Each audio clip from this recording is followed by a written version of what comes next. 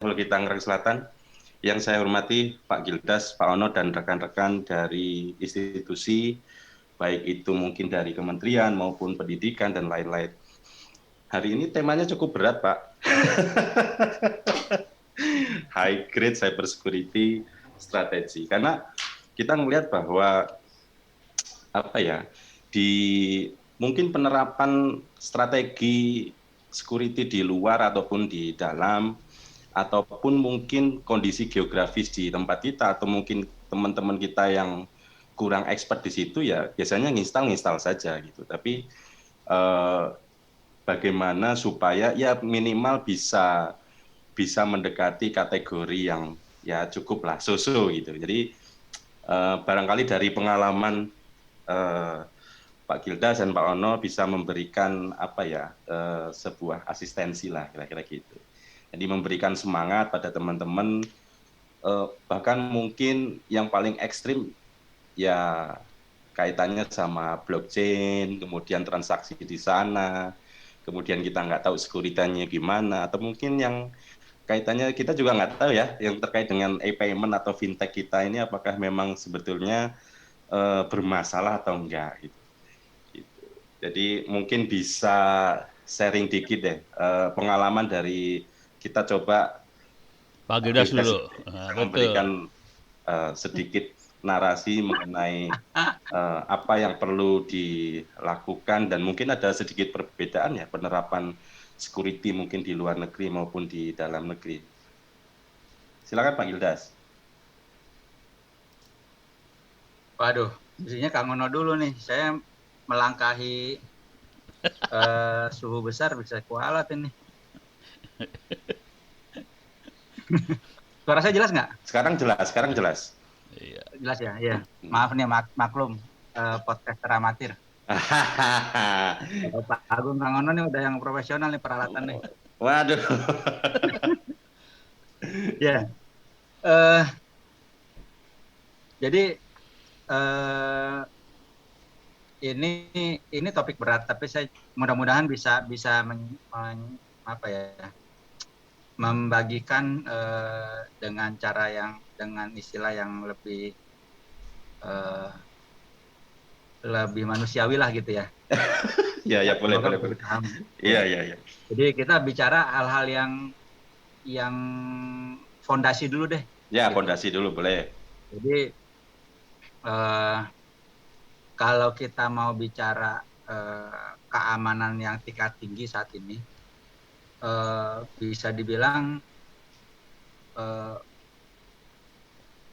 pola pikir maupun framework yang umumnya ada maupun yang menjadi acuan gitu ya, maupun implementasi itu bermasalah.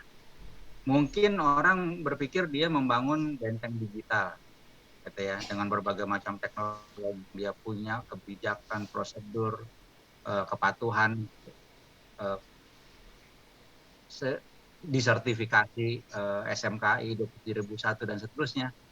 Tapi secara substansi bisa dibilang 90% lebih gitu ya, 95% ya benteng digitalnya dibangun di atas pasir. Hmm. Relatif sangat mudah untuk diretas, dibobol dan lain-lain. Soal niat.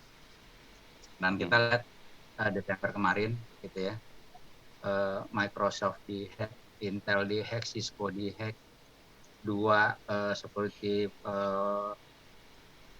vendor yang gede, termasuk maksudnya secara branding gitu sangat bagus, Palo Alto dan FireEye dihack, apalagi Deloitte dihack, Pentagon dihack, ada 18.000 yang dihack isi perutnya di Desember kemarin.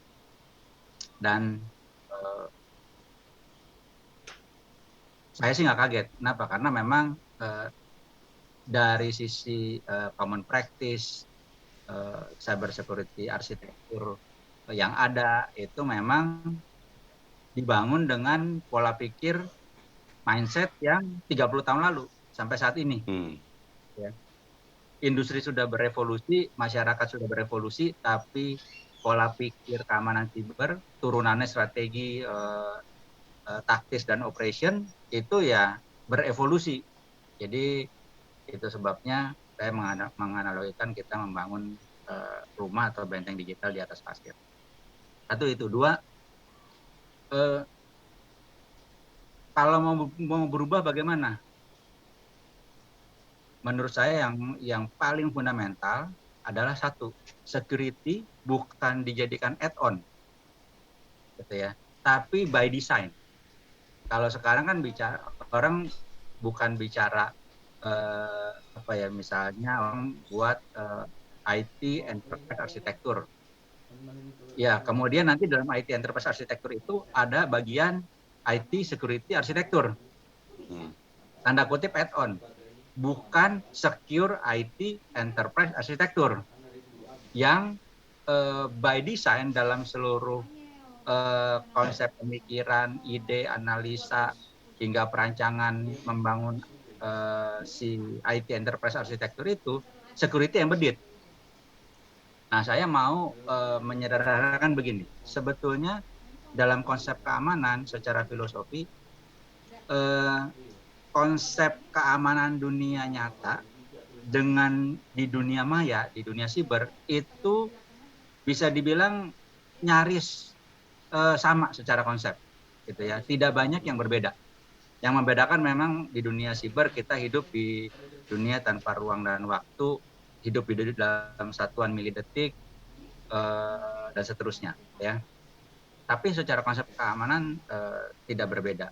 Termasuk misalnya kalau orang mau membuat arsitektur yang aman, secure arsitektur. Seperti apa sih? Ya, di mapping saja mindset-nya dengan waktu kita mendesain rumah kita, waktu kita mendesain kantor kita. Oke. Dan waktu kita mendesain keamanan rumah kita, termasuk tahan gempa, bagaimana tamu itu ketemunya lobi dan ruang tamu. Bukan masuk ke kamar tidur utama, baru nanti di belakangnya ada pintu nyambung ke ruang tamu di belakang kamar tidur utama. Bukan begitu. Ya. Semua ada konsep partitioning, ada konsep berlapis, kemudian secara traffic flow bisa diidentifikasi karena tanda kutip ada enforcement. Tapi memang sayangnya arsitektur rumah kita dari sudut pandang ya cuma ngobrol doang sama arsitek, tapi tidak terdokumentasi, ya. Tapi jelas dari sisi traffic flow, dari sisi partitioning dan lain-lain. Kalau kita lihat mungkin 70%, 80% arsitektur jaringan gitu ya, di internal itu sama seperti kita punya aula besar, ruangan besar, kemudian ya meja makan ada di situ, di sebelahnya ada toilet, ada tempat tidur, ada kursi tamu dan lain-lain yang tanpa partisi. Maksudnya begini, waktu kita masuk ke satu jaringan, dah semuanya langsung bisa diakses serta-merta. Banyak yang begitu.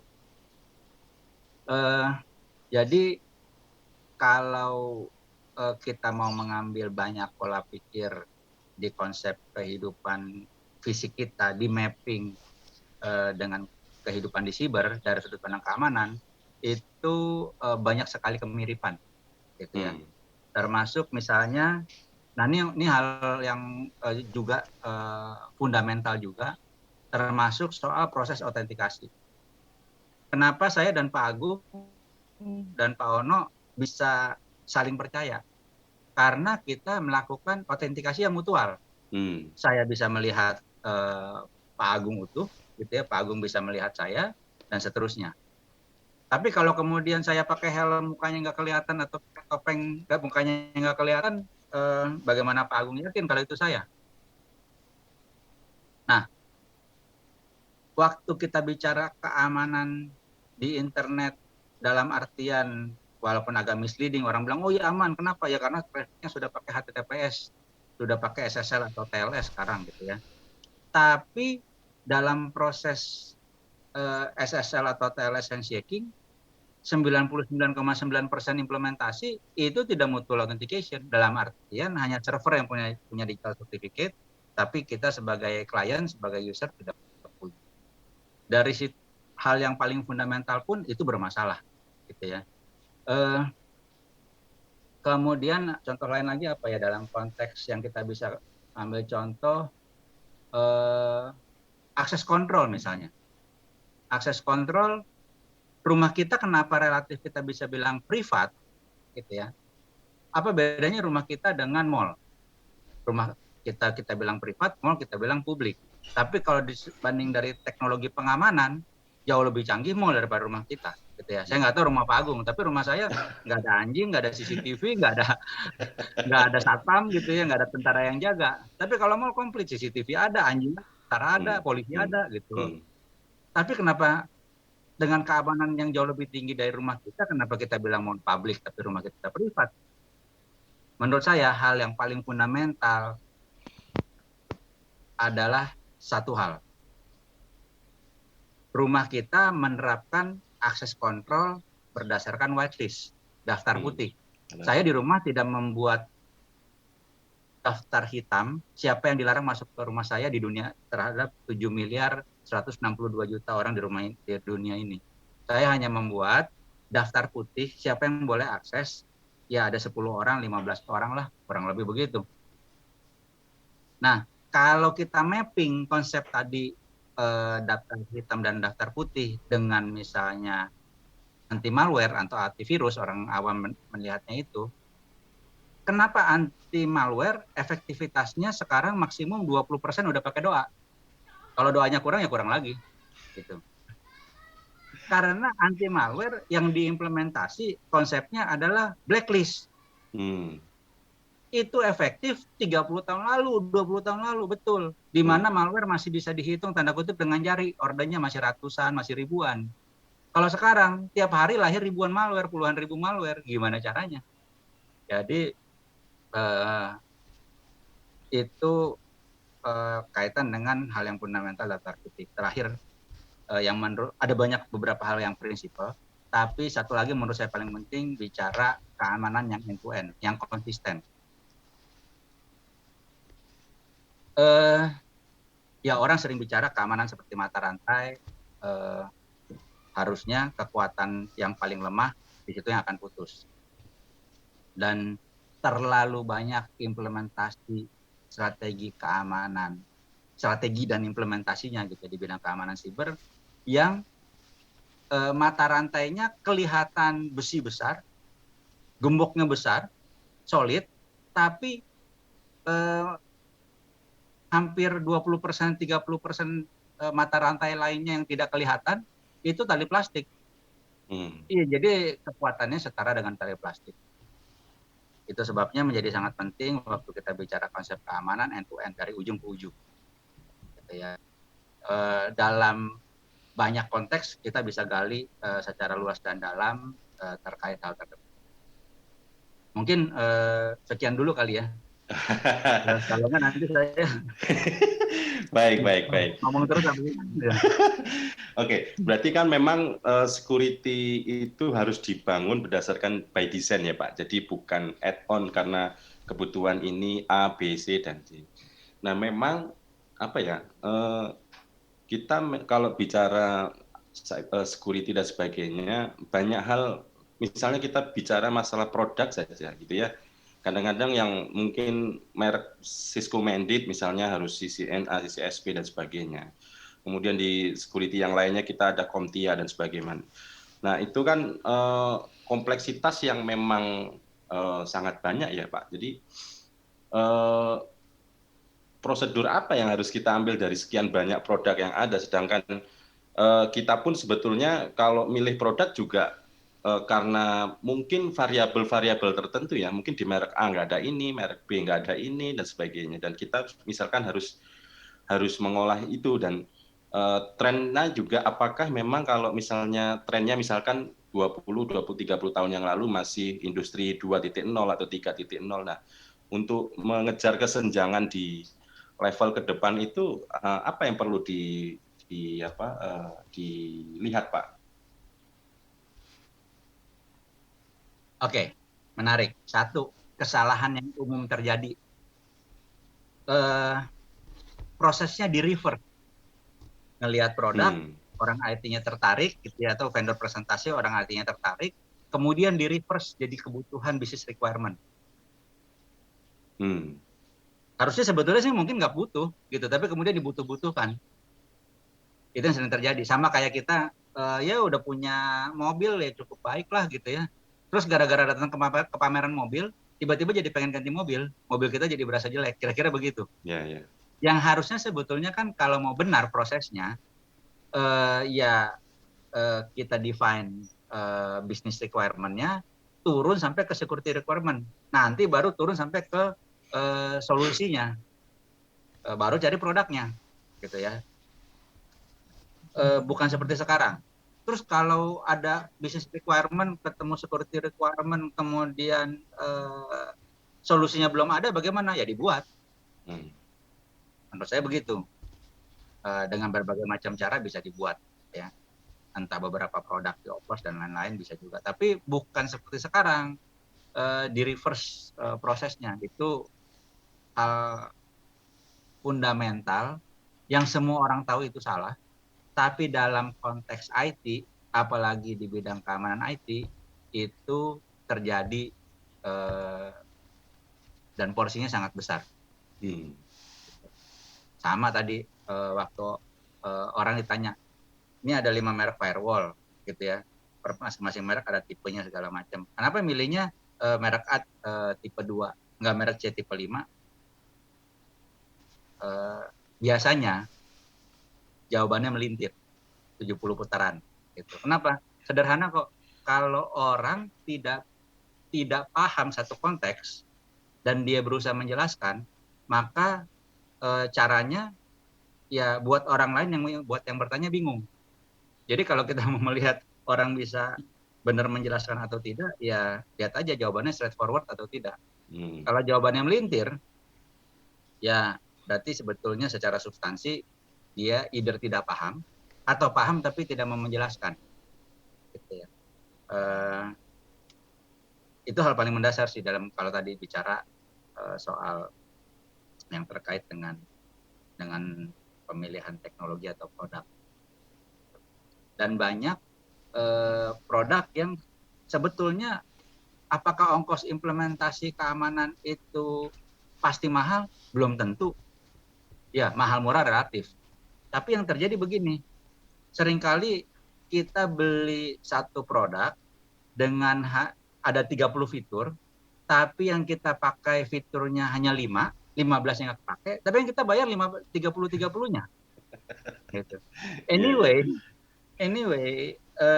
dalam banyak konteks bicara teknologi keamanan, ya bisa jadi 5 fitur itu sudah tersedia gratis gitu dalam konteks open source.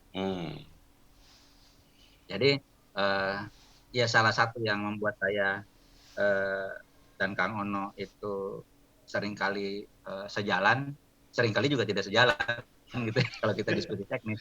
Tapi yang cukup seringkali sejalan itu dalam konteks tadi bicara soal open source. Gitu.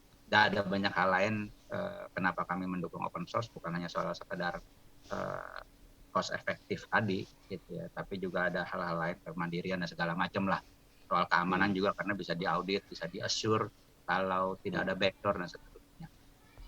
Tapi tadi banyak hal bisa dilakukan supaya memang ongkos keamanannya ya relatif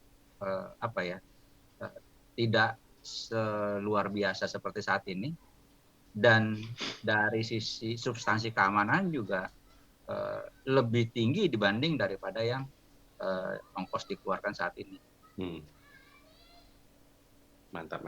Kalau di dunia cyber security ataupun mungkin forensik atau dan lainnya itu ada nggak sih Pak hak paten tertentu gitu? Jadi kita kan nggak tahu karena memang sudah di packaging ya, tapi someday kita nggak tahu karena mungkin kita literasinya agak kurang dan sebagainya, tiba-tiba kita membuat satu mungkin propose model atau apa gitu sehingga ini sebetulnya sudah dipatenkan, cuma kita nggak tahu. Tapi sebetulnya ada nggak sih Pak model begitu?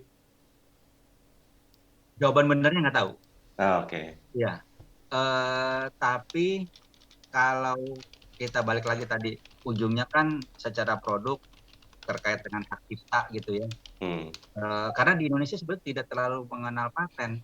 Ya bicaranya generik haki, Oke, hak oke. kekayaan intelektual ya, apapun itu bisa jadi haki gitu.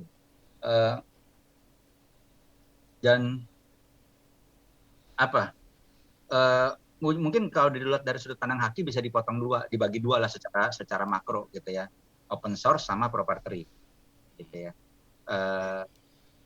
Kalau yang open source ada banyak model license-nya, ada Apache, MIT, BSD, segala macam banyak lah gitu ya, ada belasan atau 20-an model open source license, masing-masing punya plus minus sendiri-sendiri gitu ya. Kalau proprietary ya terkait dengan hak cipta, hak kekayaan intelektual kalau di Undang-Undang Hak Cipta Indonesia. Tapi saya apa ya, tetap dalam konteks secara bisnis model kita butuh itu, okay? Karena kalau mau sustain maka harus ada bisnis modelnya, dan sangat sulit untuk bisa berkelanjutan kalau bisnis modelnya tidak ada. Gitu ya.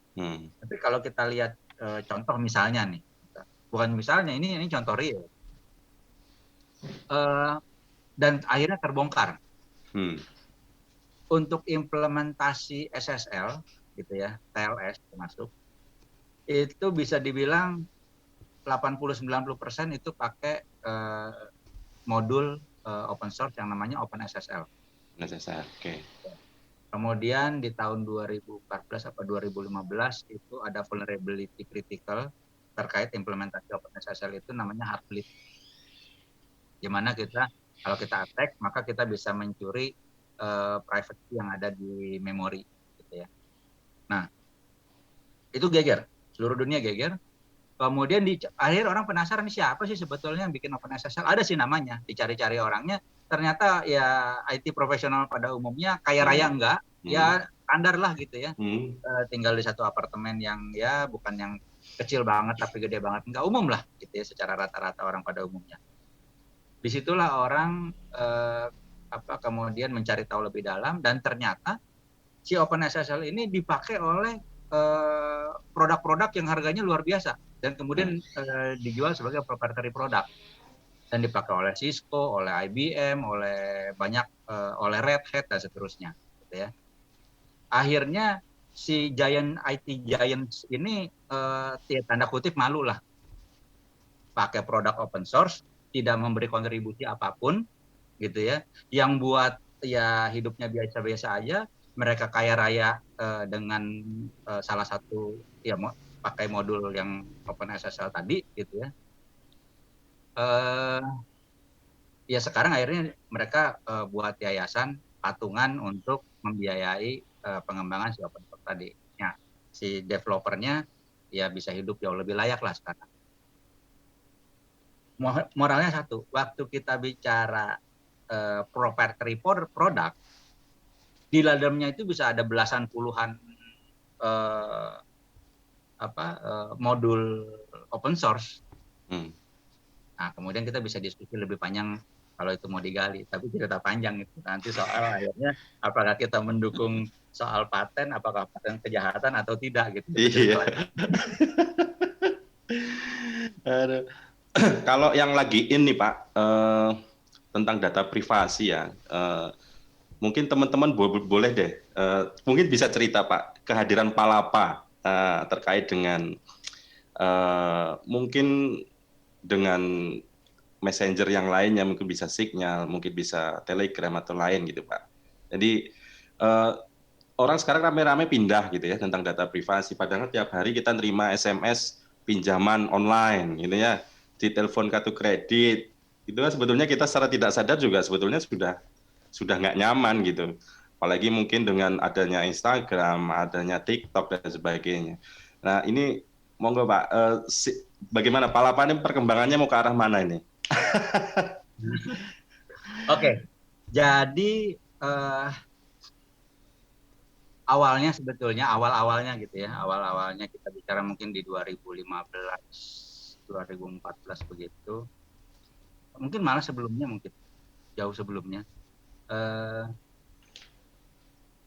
ya kita butuh tools untuk berkomunikasi, ya, dengan customer kita terutama.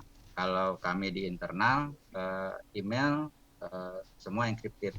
Dulu pakai GPG, sekarang karena kita udah punya CA sendiri, ya kita pakai S-MIME. Jadi untuk email oke. Ya, karena kebijakannya semua data harus terenkripsi, dikirim di email atau disimpan di laptop saya, di handphone, atau dikirim lewat messaging harus encrypted. Dulu pakai instant messaging, Pidgin namanya, gitu ya, pakai OTR, kita chattingan encrypted, tapi di local database-nya clear text. Tapi kemudian cari solusi untuk mobile dan seterusnya. Termasuk kita pernah beberapa kali ngobrol juga, email-emailan dengan pengembang Signal kaitan dengan ada beberapa fitur yang menurut kita perlu diimprove. Seperti misalnya dulu Signal kan tidak ada dalam grup manajemen itu tidak ada admin. Bikin grup, masukin orang di grup itu, ya udah grup itu bisa masukin orang lain juga di situ. Berarti kan tidak ada kontrol. Terus kita nambahin orang, kita mau remove nggak bisa 1 orang. Baru mungkin 6 bulan setahun terakhir ini baru ada admin di Signal, tapi belum ada group owner atau group creator. Nah di Palapa gitu, buat Palapa tuh turun dari Signal sama seperti WA. Tapi kalau WA kemudian diubah, diimprove untuk kepentingan sesuai dengan model bisnisnya. Kalau Palapa, ya kami improve sesuai dengan kepentingan model bisnisnya security. Bisnis adalah keamanan dan privasi yang tinggi.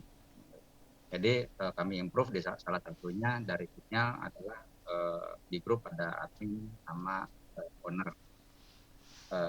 Grup yang orang yang create grup dia jadi owner, dia bisa nambah admin. Admin nggak bisa nambah admin, hanya owner yang bisa nambah admin. Admin bisa nambah member. Kenapa itu penting? Karena untuk kontrol.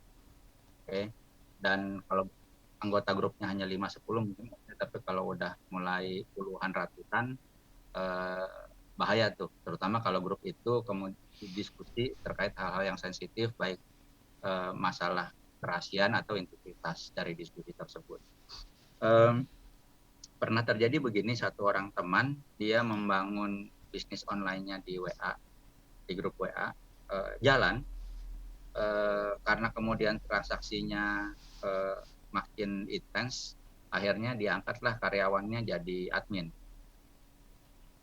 Nggak berapa lama si orang ini di-remove sama si karyawannya. Ya grup WA-nya dibajak, di situ dibajak.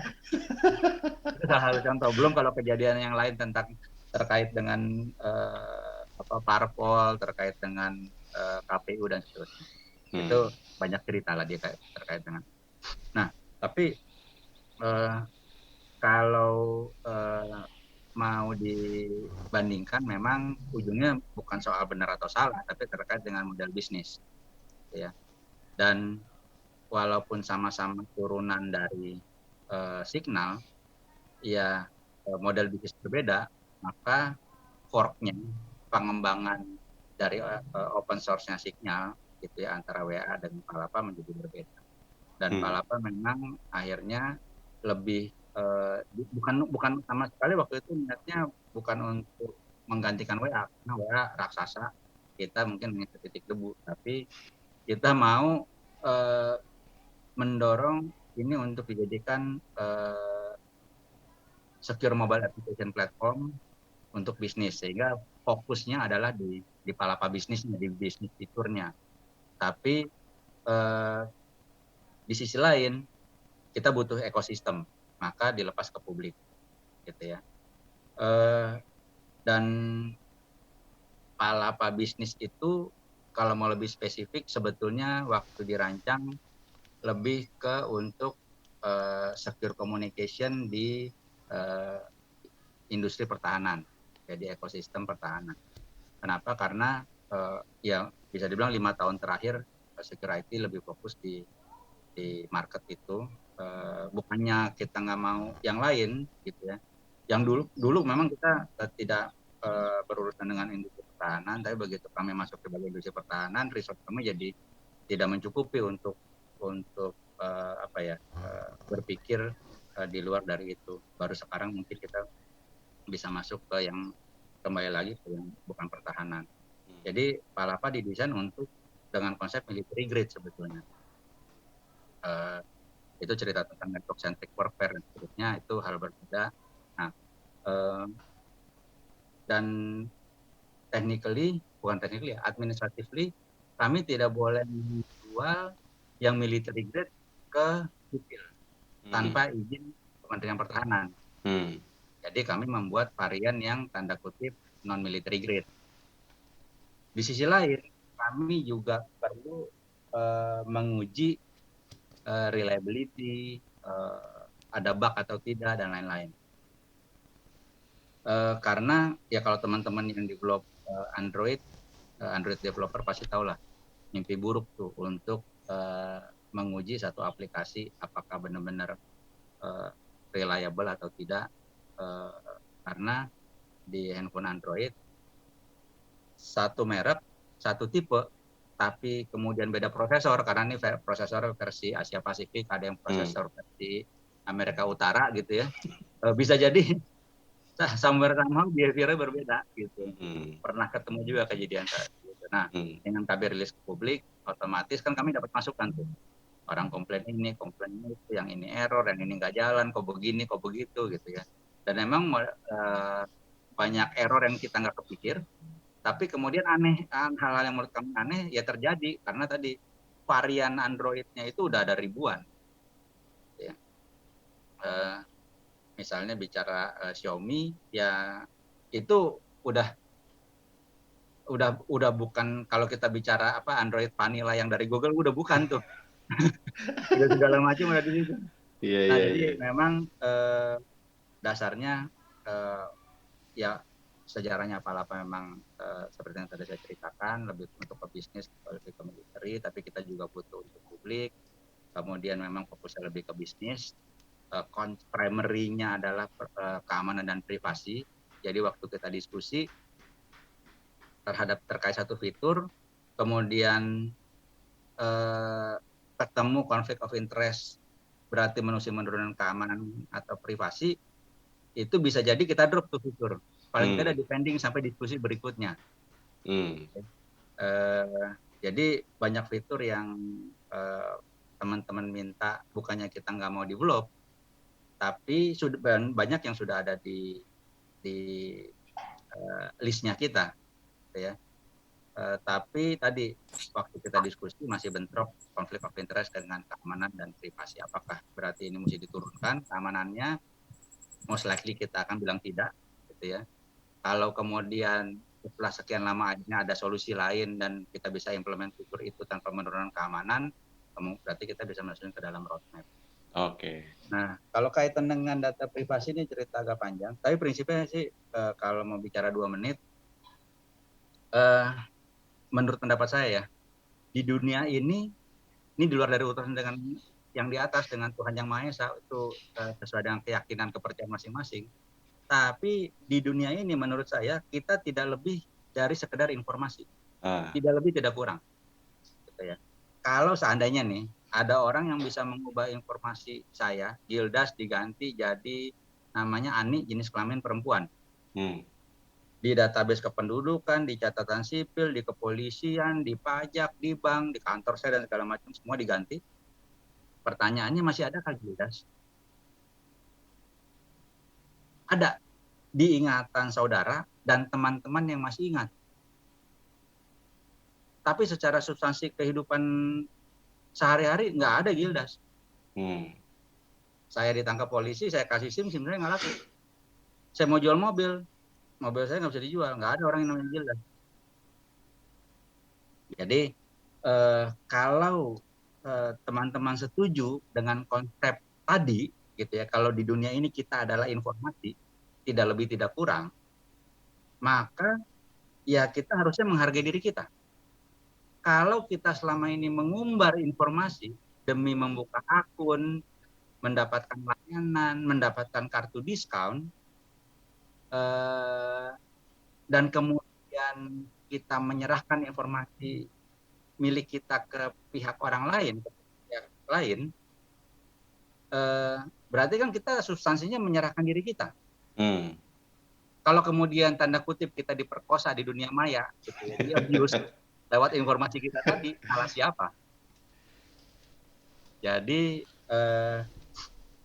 kalau bicara salah siapa kita bisa diskusi panjang sih memang. Oke. Mungkin itulah. Pak Ono bisa nambahi Pak. Ini perkembangan di Bapak kan sudah jauh ya, yang di luar sana sama yang di sini. Apalagi kita juga ada tingkat RT, tingkat RW. Cerita sedikit dong Pak, pengalaman tentang cyber security. Dari sisi ini ya, tadi Pak Gildas bagus, Pak Gildas bagus dari sisi ini tadi, apa pendekatan. Ini kok kayaknya ada eho-eho gitu ya. Suara aman ini, suara saya aman ya? Aman Pak, aman. Mungkin sambil ini kali, apa YouTube-nya nyala kali, record atau apa? Oh iya kayaknya itu yang bikin gara-gara. Oke. Jadi tadi kalau Pak Gildas itu bagus dan memang dibutuhin terutama untuk meyakinkan yang di atas gitu ya. Jadi pimpinan segala macam memang sangat dibutuhin. Kalau nggak jalan semua nih. Dan jam terbang Pak Gildas di situ tinggi banget gitu. Yakinin menteri lah. Parah dia mah. Parah banget, levelnya di situ gitu. Nah, pengalaman saya kan pengurus di Masyarakat Telematika, Mastel, terus juga baru kemarin banget saya dari FabLab di Jababeka. Rata-rata meyakinkan pimpinan satu hal. Pada saat mau implementasi, pimpinannya gampang semua nih. Pada gampang nih. Kalau di Mastel itu bukan security kebetulan. Kalau Mastel itu kan telekomunikasi. Jadi kayak operator ya, kayak Telkom, Telkomsel, Excel, Indosat apa segala macam lah, sama provider-provider. Oke lah, pimpinannya bisa diyakinkan. Kemarin di FabLab Jababeka masalahnya bukan masalah telekomunikasi, masalahnya adalah Internet of Things. Pimpinannya udah bisa diyakinkan. Yang masalahnya pertanyaannya simpel aja. Saya kalau mau implementasi, orangnya pada ngerti kagak sih? Dan itu kejadian, ini bukan security tapi ya, ini IoT di Jababeka. Pimpinannya udah beli alat mahal, mangkrak kagak ada yang bisa ngoperasiin.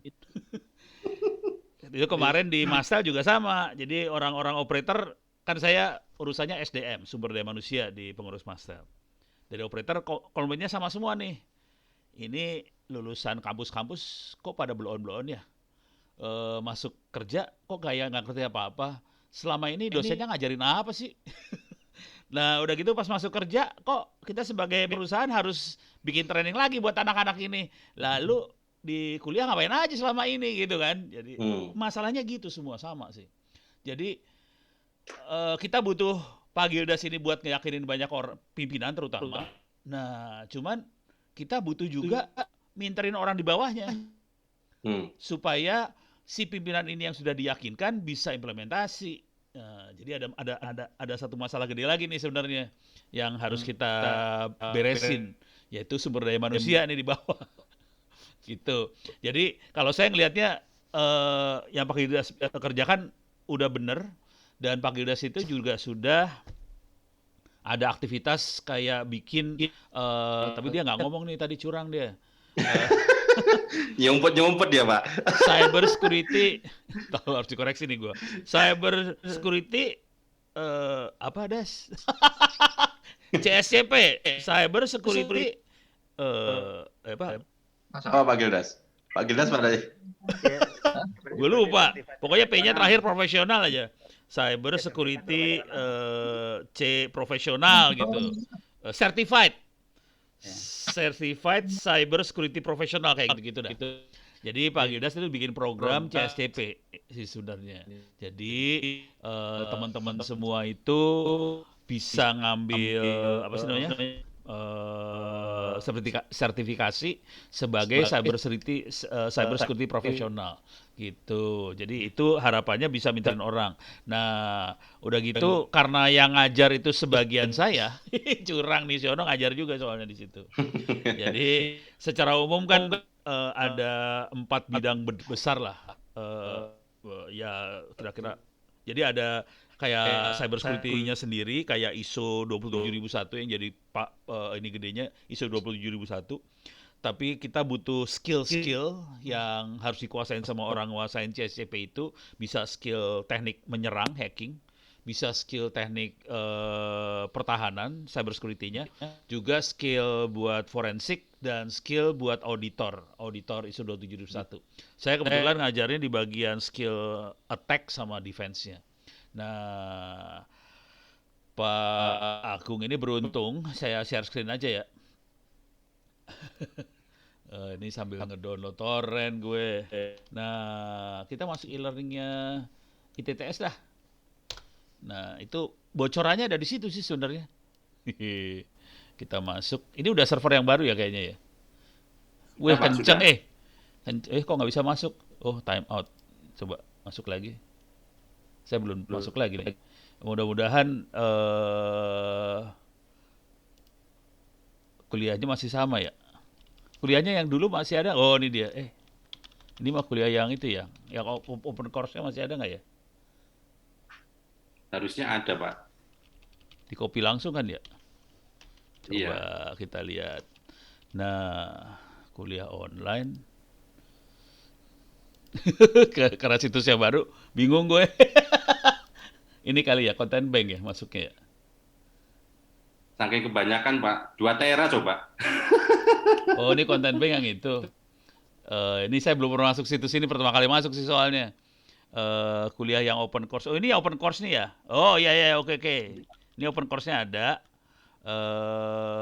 Kalau gitu, keamanan.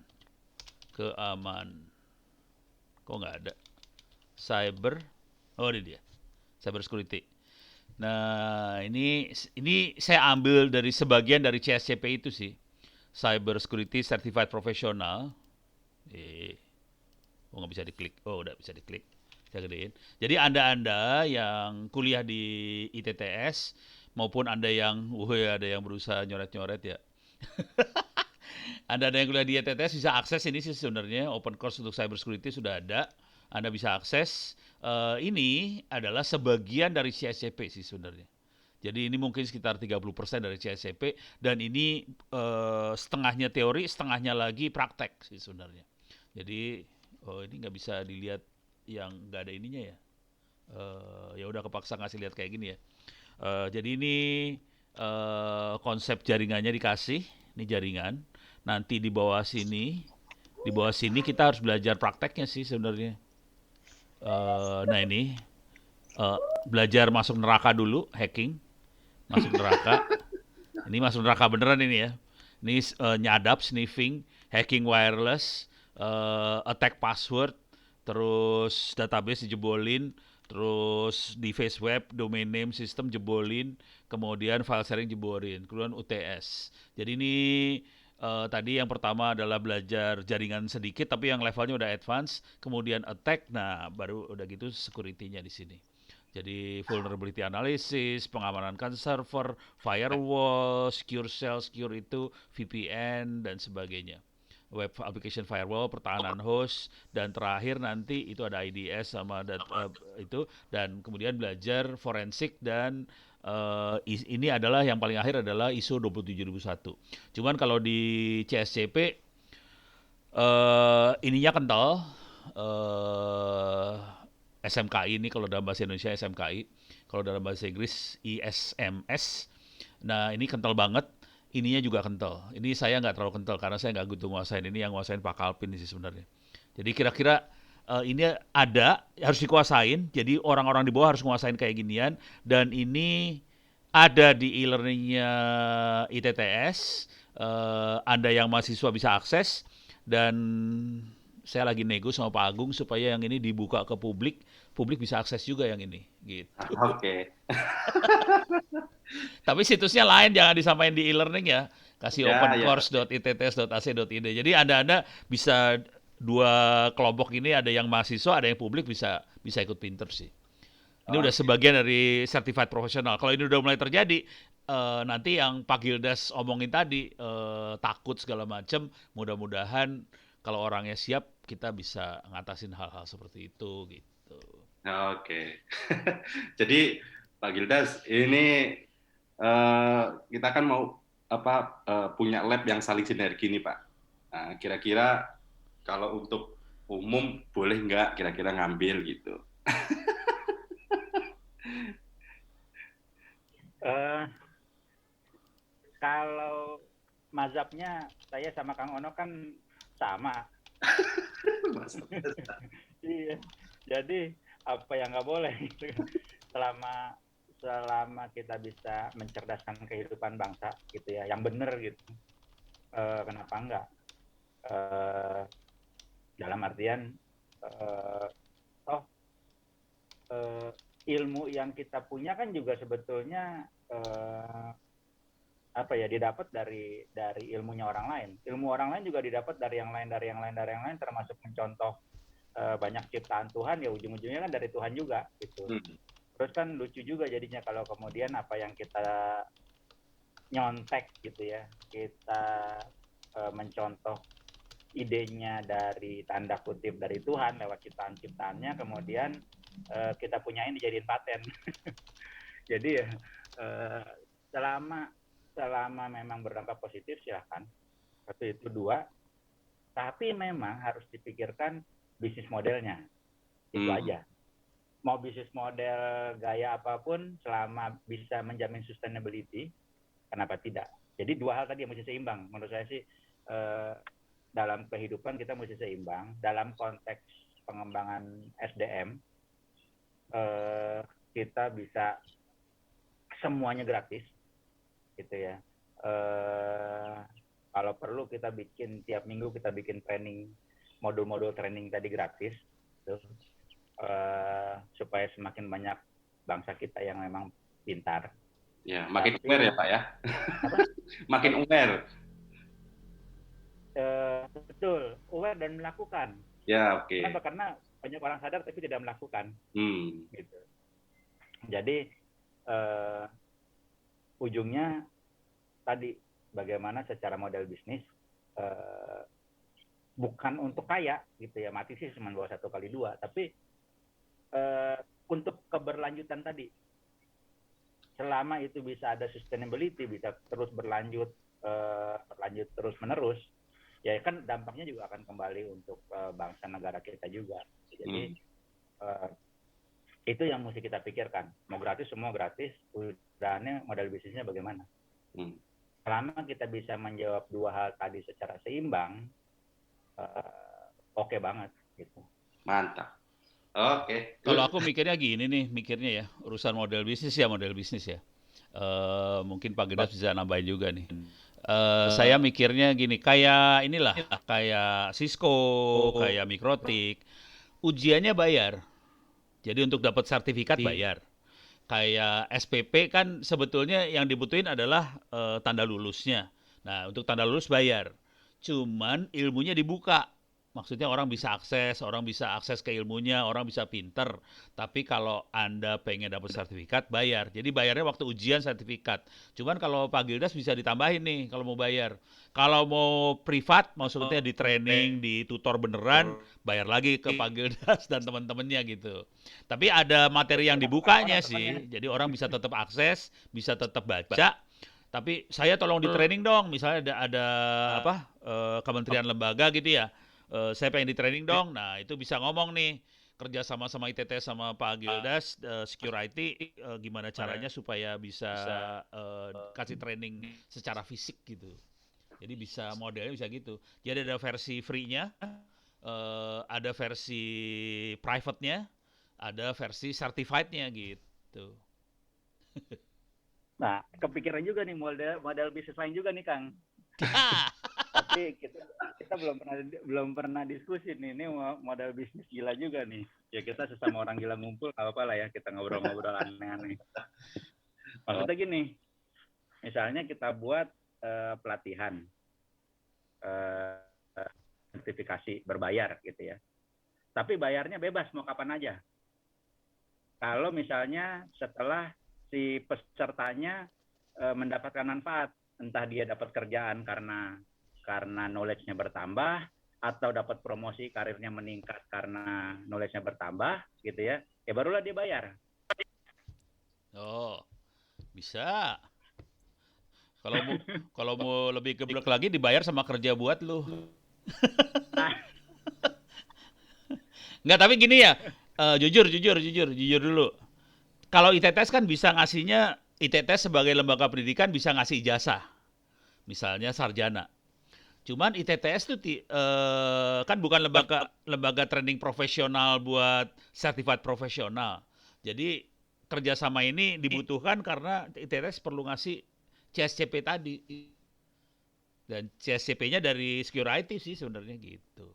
Nah soal bayaran ya diomongin lagi bisa lah aja gimana. lulus dari STS, S1 plus CSCP gitu, bisa aja, kenapa enggak? Iya, tapi yang CSCP-nya dari lu sebenarnya. Iya, tapi kan yang lucu lo, Kang. Ya, ya. Oke, oke.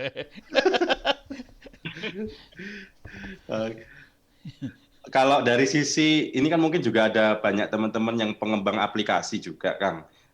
Ini bedain mungkin orang akan berantem ya. Jadi, oh ini saya secara aplikasi udah melakukan A, B, C. Kemudian dari sisi teman-teman yang infrastruktur juga mungkin juga sudah melakukan A, B, C. Terkait dengan mungkin apa ya UAT atau SIT atau business requirement yang dibutuhkan itu supaya nggak saling berantem gimana nih enaknya nih? Mungkin ada yang mau ini Pak Gildas atau Pak Ano gitu. Itu DevOps. Jadi DevOps ya. Ya, DevOps sek. DevOps sek apa sek DevOps. Kan yang terjadi sekarang kan antara developer sama operation berantem tuh. Jadi antara yang ngembangin sama yang operasin berantem.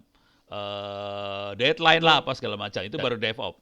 Tapi kedepannya tuh security harus masuk juga. Jadi ada 3 sekaligus sih masuk. Nggak tahu Gildas gimana Bapak Gildas? Iya. Benar. Ya sekarang berkembang DevSecOps tadi Kang Ono udah nyinggung juga.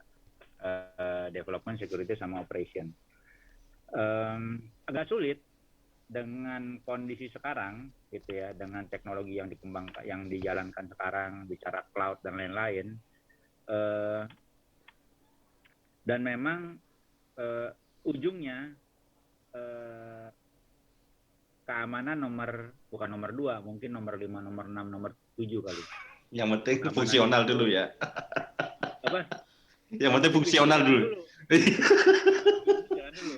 Terus risikonya ditransfer, entah dengan agreement, entah dengan berbagai macam cara, risknya ditransfer ke user atau ke pihak lain yang tidak paham.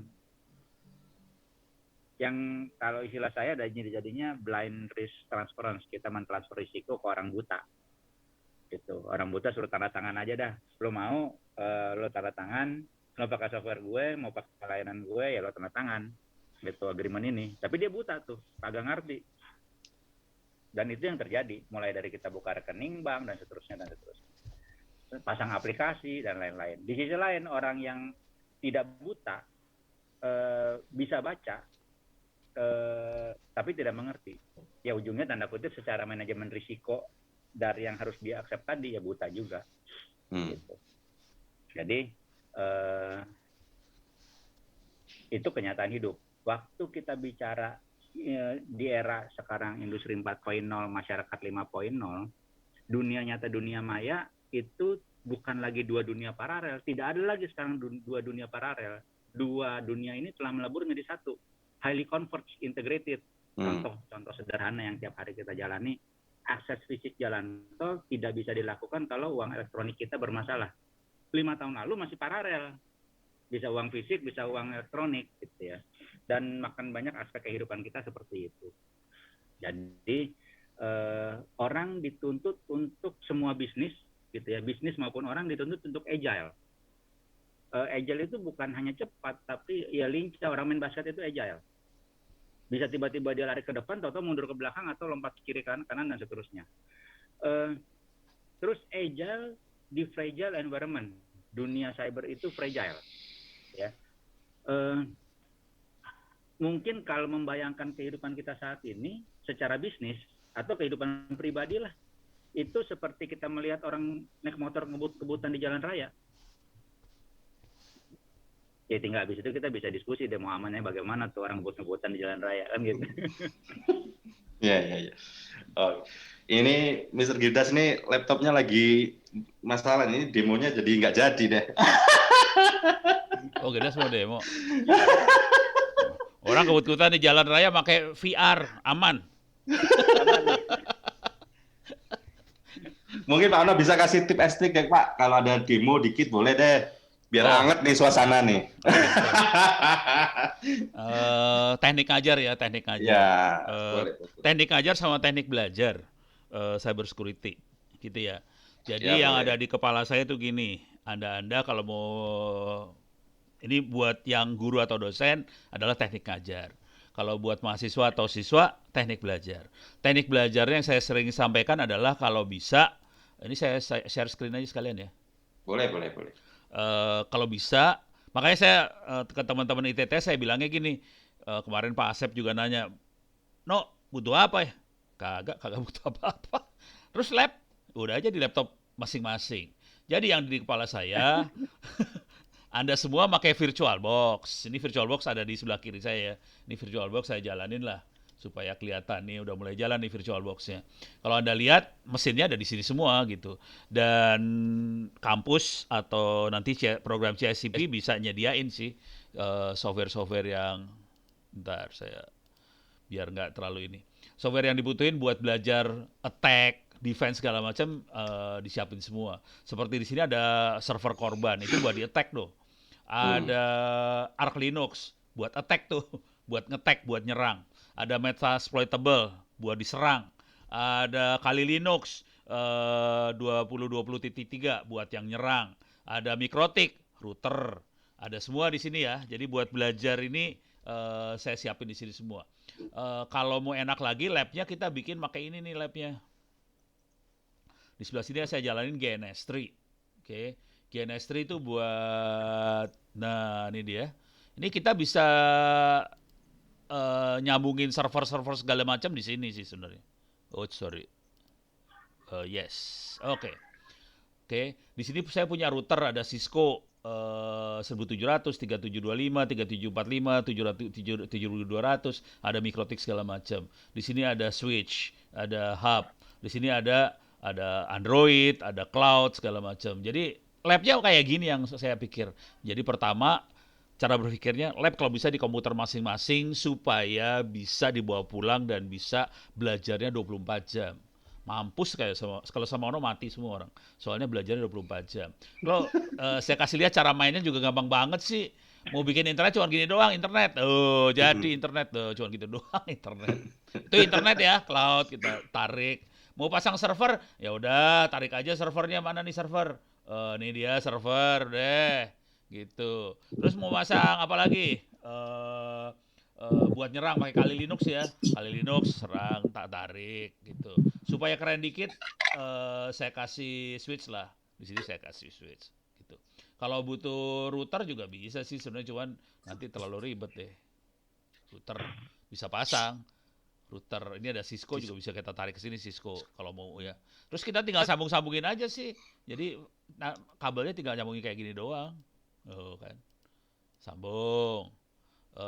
Di sini sambung, di sini nyambung lagi. Sorry, nih, tar, harusnya saya cek dulu nih. Gue asal nyambungin. Harus dicek dulu. Ini saya nggak nyiapin soalnya, saya nyiapin senak jidat aja nih. Jadi harus dicek dulu nih networknya ada berapa. Oke, benar ada satu kabelan di server. Ini ada satu kabelan, bisa diakses sama GNS3. Oke, apply. Terus kita lihat dulu yang Kali Linux ya. Saya cek dulu kalau salah harus dirubah soalnya. Ada satu akses ini. Oh sorry. Kita punya memori 4 giga buat kali Linuxnya. Core-nya saya kasih nggak tahu 1 kayaknya. Oke. Ini supaya nggak ribet, saya delete dulu lah. Ininya nggak jadi. Router nggak usah saya pakai biar nggak pusing ya mainannya. Kalau buat demo-demo aja, buat demo kayak gini nggak usah pusing. Jadi ini kalau belajar yang namanya nyerang ya gini doang sih. Kali Linux, kasih switch, masuk ke router, ke server. Mau jalanin ya tinggal gini doang, start, jalan. Ini start, jalan. Ini hati-hati loh, ini waktu Anda ngelihat ini sekarang. Ini ada berapa? 4 komputer apa berapa ini dijalani sekaligus. Komputer yang kita pakai buat Zoom, terus ada kali Linux jalan 4 giga memorinya, terus ada server, saya nggak tahu dikasih berapa memorinya tadi servernya. Tapi ada berapa komputer langsung jalan di komputer saya langsung dan bisa langsung demo gitu ya. Jadi bentuk belajarnya seperti ini. Ini adalah bagian dari kuliah yang ini. Nih, jadi udah di atas ini sih. Kita mulai nyerang server dan sebagainya ini. Nah ini bagian yang ini sih. Tadi ini ada server yang kita serang, dia udah disiapin seperti ini. Oke. Jadi cara belajarnya kita nyiapin server, bisa diserang. Dan ini bagian dari CSCP ya. Kalau mau jadi certified professional ya belajar ini juga sih.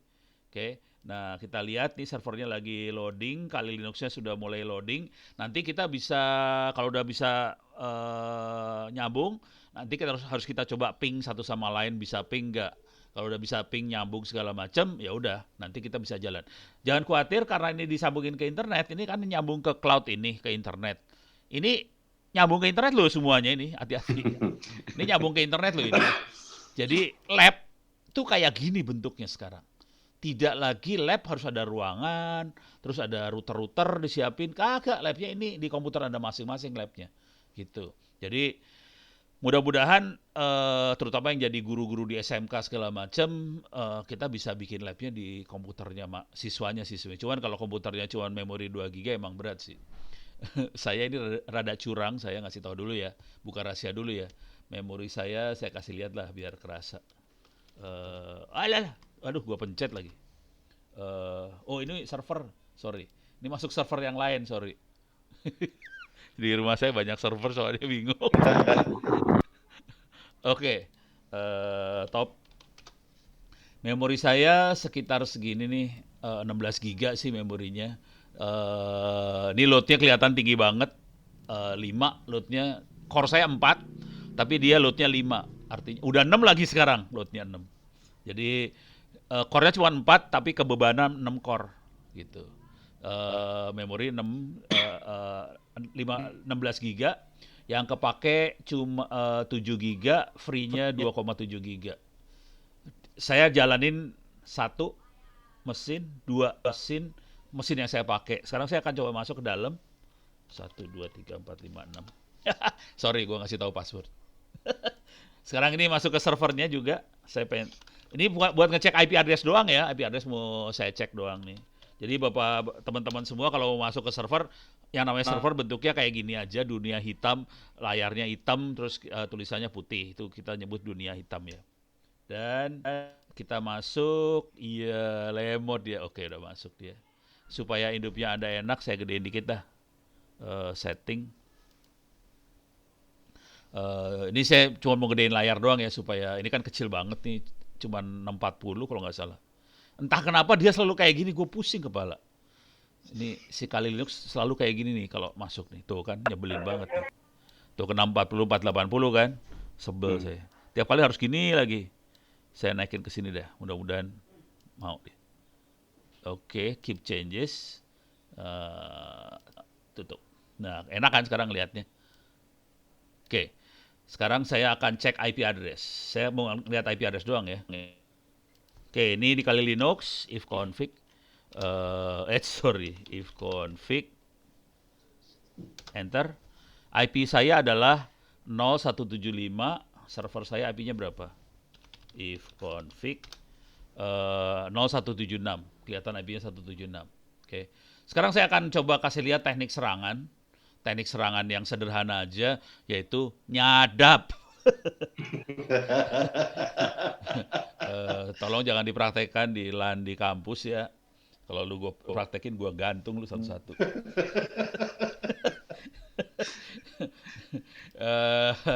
Eh, tapi secara umum ginilah, kalau Anda ngelihat makhluknya, kalau kita lihat komputer biasa, oh iya ini namanya Kali Linux ya, ini free bisa diambil di internet lah.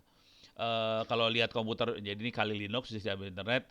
Teman-teman yang lain suka ngomong ke saya katanya Parrot OS lebih bagus, kadang-kadang bilang Black Ark lebih bagus. Ya udah nggak apa-apa lah. Saya pernah coba Black Ark, gue stres. Karena ternyata itu Black Art buat anak milenial yang pintar-pintar. Saya udah bukan milenial dan saya nggak pintar. Jadi nggak bisa pakai Black Art. Ya, tapi kira-kira kalau Anda biasa pakai Windows, Ubuntu yang lurus ahli surga semua. Kalau yang ini bentuknya kayak gini nih aplikasinya. Jadi ini bentuknya kayak gini. Yang kalau kita pakai komputer biasa kan yang dilihat Office, nonton video, aplikasi buat nonton video segala macam, aplikasi Office. Kalau ini aplikasinya kayak gini nih, information gathering. Artinya dia melakukan mata-mata sasaran itu seperti apa. Ini software yang dipakai buat melakukan mata-mata itu, information gathering. Ada Maltego lah, ada Nmap lah, ada segala macam. Dan jangan khawatir kalau ini dikerjakan berdasarkan Undang-Undang ITE, Nmap ini terutama ya. Berdasarkan Undang-Undang ITE, kalau dikerjakan dan ada ketahuan, urusannya cuma 6 tahun penjara dan atau denda 600 juta. Jadi cuma segitu sih kalau ketahuan, kalau nggak ketahuan ya nggak apa-apa juga. Ini information gathering. Udah gitu nomor 2 adalah jadi ini nomor ini dibuat sesuai dengan tahapan serangan sih. Cuman terakhir di bawah ini adalah forensik. Jujur duitnya ada di bawah sini ya. Nah, jadi pertama adalah melakukan mata-mata, kedua analisa kelemahan secara umum, yang ini kita analisa, ini web application analysis, analisa kelemahan di web, ini database assessment, analisa database, kita serang, kita mulai attack, udah analisa, terus kita attack nyerang password, jebolin password, attack wireless, jebolin wifi, reverse engineering, exploit supaya kita bisa masuk ke mana-mana. Kemudian ini sadap juga siapin. Post exploit artinya ini buat ini ya, kalau kita berhasil ngejebolin server segala macam, kita pasang backdoor dan sebagainya, bisa pakai post exploit, dan duitnya ada di bawah sini. Forensik, reporting tools dan sebagainya. Temennya Pak Gildas tuh, Pak Kalvin tuh kalau udah forensik keren banget dia. Saya sampai stres aja kalau udah ngeliat Pak Kalvin kerja. Udah, komputernya, passwordnya banyak banget. Oke, kita akan coba nyadap aja dulu sekarang. Softwarenya adalah Wireshark. Wireshark ini ada di Google. Bisa dicari lah. Wireshark ada di, kalau Anda belum masih pakai Windows, bisa ada aplikasi yang buat Windows-nya Wireshark. Oke. Sekarang saya akan ngasih lihat penyadapan yang sederhana aja. Ini kelihatan ada aktivitas di ETH0, dia naik ke atas. Kita start. Wes, ini kelihatan paket-paket yang lewat. Sebetulnya apa yang terjadi di sini adalah kita ngelihat ini sih sebenarnya paket. Oke, kita kalau lagi kuliah jaringan, saya pakai Wireshark juga buat ngajarin jaringan sih. Saya akan klik sembarangan, perhatiin di yang bagian kedua ini, kelihatan tuh berubah. Ini kelihatan berubah. Nanti kelihatan lagi berubah. Ini berubahnya dikit-dikit ya. Saya akan melakukan telnet supaya bisa disadap. Ada query buat DNS nih. MDNS bener. Kelihatan langsung. Oke, saya akan melakukan telnet supaya lebih gampang. Sini sambil disadap saya telnet ya. Telnet 192.168.0.176 tadi. Enter. Perhatiin tuh telnetnya keluar tuh sekarang. Login, ono, password. Saya ketik passwordnya, Anda semua nggak ada yang bisa lihat ya. Nggak kelihatan kan? Berarti aman. Enter. Nggak kelihatan berarti aman. Tapi telnet adalah komunikasi yang tidak dienkripsi. Gitu. Akibatnya sebetulnya bisa disadap. Saya masuk ke server sudosu, nggak kelihatan sudosunya. Saya ketik sudosu, masukin password lagi. Nggak kelihatan kan? Aman. Gitu ya. Nah sekarang kita pause dulu nih. Kita lihat bisa disadap kagak itu semua. Ini saya selesaiin dulu, capture stop. Jadi buat Anda yang masih pemula, biasanya main di capture sama analyze ini doang. Capture bisa start, tadi saya start, capture stop, supaya nggak gerak, nggak capture lagi. Sekarang kita cari telnetnya mana tadi yang telnet. Nah ini dia kelihatan ada banyak telnet yang ketangkep. Oke. Kita cuma bisa lihat kayak gini doang nih. Nggak kebaca nih, ngapain loh. Kagak baca, kita bisa buka nih ternyata apa sih? Cuman ada satu data namanya U, cuman gitu doang. Terus mampus kan lu? Kosong, alas ya. Mateng dah lu. Jadi datanya kayak gitu doang, nggak bisa dilihat ya. Sekarang kita coba analyze. Jadi kita dapat paketnya, kita analisa. Analyze, follow, TCP stream. Kelihatan kan passwordnya? Gitu ya, gampang ya. Keren kan? Belum kelihatan, Pak, belum kelihatan. Ini baru. Oh alah, ada delay rupanya ya. Oke.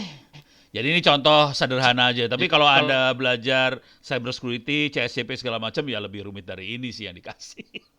Lebih parah yang diajarin yang error-error. Akibatnya channel YouTube saya kena marah sama YouTube dan akhirnya saya nggak bisa upload video selama 1 minggu. Gara-gara kebanyakan ngupload video hacking. Ya, mampus aja si Ono bentar lagi. Sekali lagi saya dimarahin, channel saya di-delete soal nama YouTube. Parah banget. Ampun gue. Gitu, kira-kira bentuknya kayak gini sih. Teknik ngajarnya juga kayak gini kalau Ono. Gitu. Ada pertanyaan? Kalau ada pertanyaan silakan masukin di chatting lo ya. Ya, boleh. Mungkin sebelum kita buka, Pak Gildas masih stay atau enggak nih? Bapak Gildas. Masih, Mas. Oke. Pak, satu lagi nih sebelum kita, mungkin banyak pertanyaan ya. Ini kan mungkin di inklusi masalah keuangan ini kan mungkin ke depan juga masih jadi ini ya momentum, apalagi bisa jadi bahkan transaksinya sekarang Bitcoin itu udah 700 juta. Bagaimana kita menyikapi itu? Kayak Pak Ano kayaknya punya berapa? 10 Bitcoin ya, Pak? Udah jual Bitcoinnya. Tahu bakal naik lagi nggak jual kemarin. Udah gua jual, salah. Oke. Dia punya 10.000 Bitcoin, cuman dia diam-diam aja. Udah. Sialan gua. Udah gua jual. Tapi untuk 100% sih. Kemarin untuk 100%. Oke, jadi pertanyaannya gini, Pak. Dengan beberapa beberapa mata uang yang mungkin di Indonesia secara izin dan sebagainya masih belum. Apalagi kemarin kita tahu Elon Musk beli sekitar 21 triliun ya. Nah, kita mungkin yang ini bertanya-tanya, ini sebetulnya teknik apa, mata uang apa dan sebagainya, terus kira-kira keamanannya bagaimana gitu. Karena saya juga baca-baca itu untuk hal-hal yang mungkin negatif gitu, Pak. Mungkin Pak Gildas sebelum kita buka teman-teman nih untuk tanya jawab. Wah, satu yang paling mungkin paling kontroversi, kemudian perlu dijawab relatif hitam putih ya, Bitcoin atau banyak ya tanda kutip mata uang digital gitu ya. Kalau di Indonesia dibilang mata uang digital, dibilang mata uang, nanti yang tadi Pak Agung bilang melanggar undang-undang mata uang. Jadi mata uang digital, Bitcoin misalnya contohnya, atau Ethereum dipakai untuk kejahatan. Ya. Ya, uang fisik juga bisa dipakai untuk kejahatan. Nggak ada bedanya. Tapi memang secara skala bisa menjadi sangat masif. Kalau bawa uang fisik 1 triliun butuh berapa banyak mobil gitu ya. Kecuali kalau mungkin dolar. Maksud saya gini, teknologi itu netral. Tinggal soal orang yang menggunakan. Sampai saat ini kita kalau nggak bicara AI ya, kalau bicara AI beda lagi. Tapi dalam konteks tadi bikin teknologi itu netral.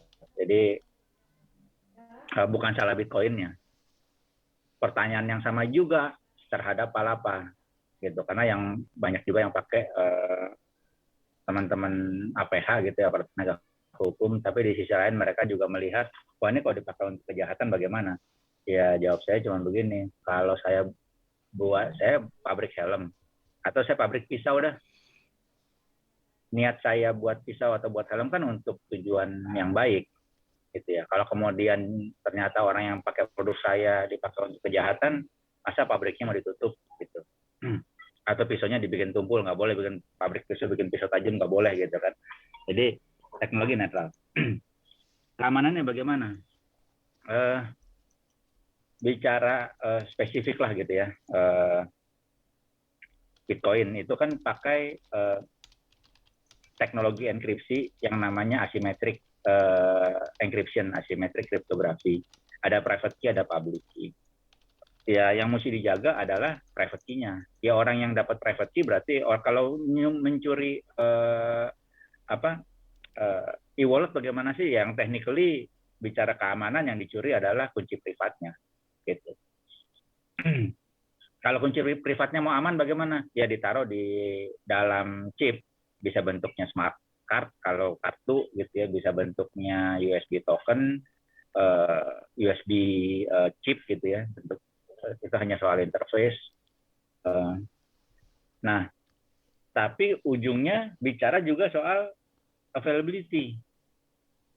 Bicara bagaimana menjaga kerahasiaan kunci privat hanya kita yang bisa mengakses, tapi juga jangan sampai kunci privatnya nggak bisa diakses. Kejadian tuh sama salah satu orang di Jerman yang kemarin sempat viral juga gitu ya. Dia punya Bitcoin, jumlahnya cukup banyak kalau dia apply, kalau dievaluasi dengan nilai sekarang, tapi dia tidak bisa mengakses walletnya, tanda kutip technically kita bilang private key-nya karena lupa password. Gitu kan. Ada yang ditaruh di hard disk, tapi disknya kemudian nggak sengaja kebuang. Jadi duit sekian triliun kan gitu kira-kira sekarang, duit sekian triliun tuh nggak sengaja kebuang. Sampai dia datang ke pemerintah kota gitu ya, ke Pemda, ke Pemkot, itu tuh kan sampahnya kan oleh Pemkot dikelola gitu kan. Udahlah saya bayarin lah ongkosnya, saya kali 2 biayanya, tapi saya mau sampah itu dibongkar, tapi tidak disetujui.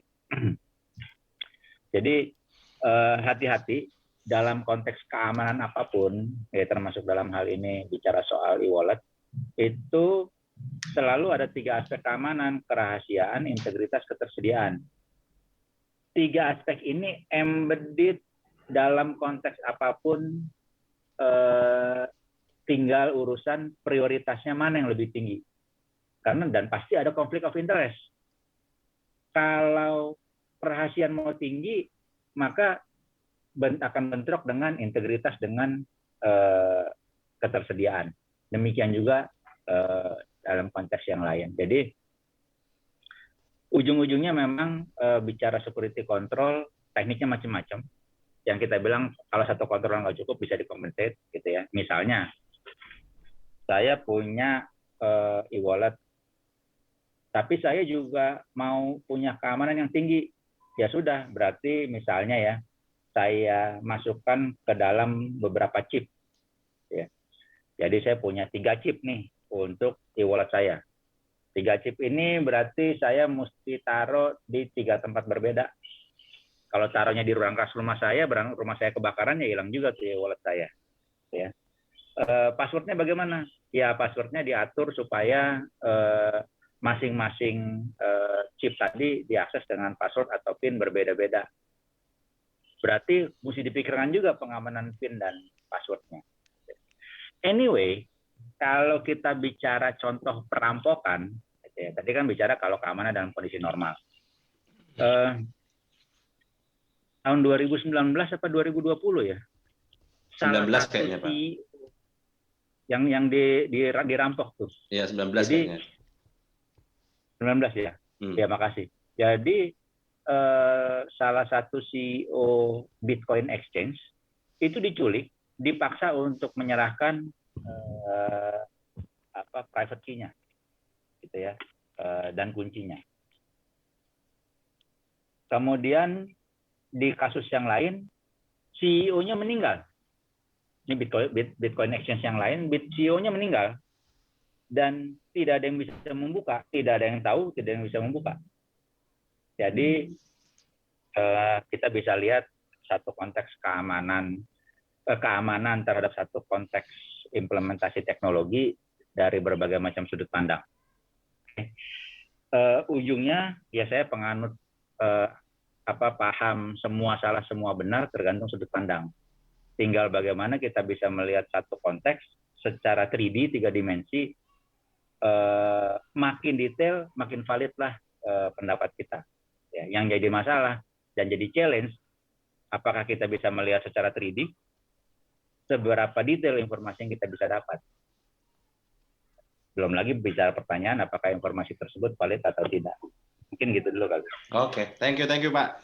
Ini ada pertanyaan nih dari Pak Adang ya, dari BPK SDM Kabupaten Tasikmalaya. Sebetulnya hampir sama sih Pak. Setelah pembuatan atau pengembangan aplikasi, tahap pengujian aplikasi khususnya keamanan data harus dilakukan seperti apa gitu. Mungkin Pak Ono atau Pak Gildas. Oke. Iya. Ya bisa dilihat dari aplikasinya sendiri atau datanya sendiri sih. Atau dua-duanya. Gitu ya. Dan harusnya sih dua-duanya kalau mau holistik. Ya satu, memang bicara aplikasi kita punya konsep yang namanya secure SDLC, secure software development lifecycle. Dan di situ jelas bicara secure SDLC berarti secure by design. Di tahap sejak mulai tahap awal. Tahap awal di mana? Tahap awal mulai kita kepikiran, kita mau bikin aplikasi nih, gitu ya, yang akan memproses data model begini, bisnis prosesnya begini. Maka saat itu juga mesti dipikirin keamanannya bagaimana ya. Jadi ini belum coding, belum buat data flow diagram, belum buat skema macam-macam, enggak. Baru punya ide doang, kita udah mesti mikir keamanannya bagaimana ya. Gitu ya. Sama persis waktu kita pertama kali mau bikin rumah, kita mau bikin rumah nih, daerahnya banjir atau tidak, gempa atau tidak, tingkat kriminalitas bagaimana segala macam, kita udah mikirin tuh keamanannya, gitu ya. Mulai keamanan rumah itu sendiri, keamanan aksesnya, sama. Bikin aplikasi juga punya konsep yang sama. Ada banyak framework kalau bicara web application jadinya OAuth dan seterusnya. Yang jadi masalah apakah framework tersebut masih, berbagai macam framework tersebut masih cocok di era 4.0. Kenapa? Karena banyak sekali framework dibangun dengan pola pikir 3.0. Jadi sudah nggak cocok sebetulnya. Kemudian bicara keamanan data, apalagi kalau bicara cloud. Kalau dulu orang bicara, wah data centernya harus aman, mulai dari keamanan fisiknya, akses kontrolnya, pakai CCTV, biometrik, 2 kali biometrik, pakai smart card, pakai PIN, udah nggak karu-karuan untuk memastikan keamanan fisik. Kemudian dari sisi keamanan jaringan, firewall berlapis-lapis, IDS, APS, segala macam teknologi keamanan dipasang di situ. Anggaplah aman. Dan mungkin dari sisi arsitektur kalau mau di mapping, ya seperti kalau benar gitu ya, kalau benar desainnya ya bisa jadi keamanannya secara konsep seperti arsitektur, secure arsitektur rumah kita. Nah, kalau bicara cloud, dari sudut pandang keamanan, itu mungkin analoginya seperti kita bikin rumah, semua kamarnya itu madep jalan raya, madep ke jalan umum. Tinggal nanti diatur kamar yang A boleh akses ke kamar B, gitu kan. Kamar C boleh diakses oleh kamar A dan B, dan seterusnya. Maksudnya satu, salah konfigur para dua baris, 3 baris, kamarnya jadi kebuka ke publik. Dan itu yang terjadi dalam konteks. Ya, ada miliaran data yang bocor nggak sengaja hanya karena salah konfigur cloud storage. Dan begitu dibuka, semua datanya di situ telanjang, tidak ada berangkasnya di kamar itu. Wah, Pak, ya tapi itu kan yang bisa melakukan kesalahan mungkin OKM, ya orang salah konfigur. Enggak. Tahun lalu Microsoft melakukan kesalahan fatal 2 kali. Sekali 250 juta data private customer-nya, mungkin kita juga ada di situ, bocor ke publik, sekali lagi 6,5 terabyte. Gara-gara salah konfigur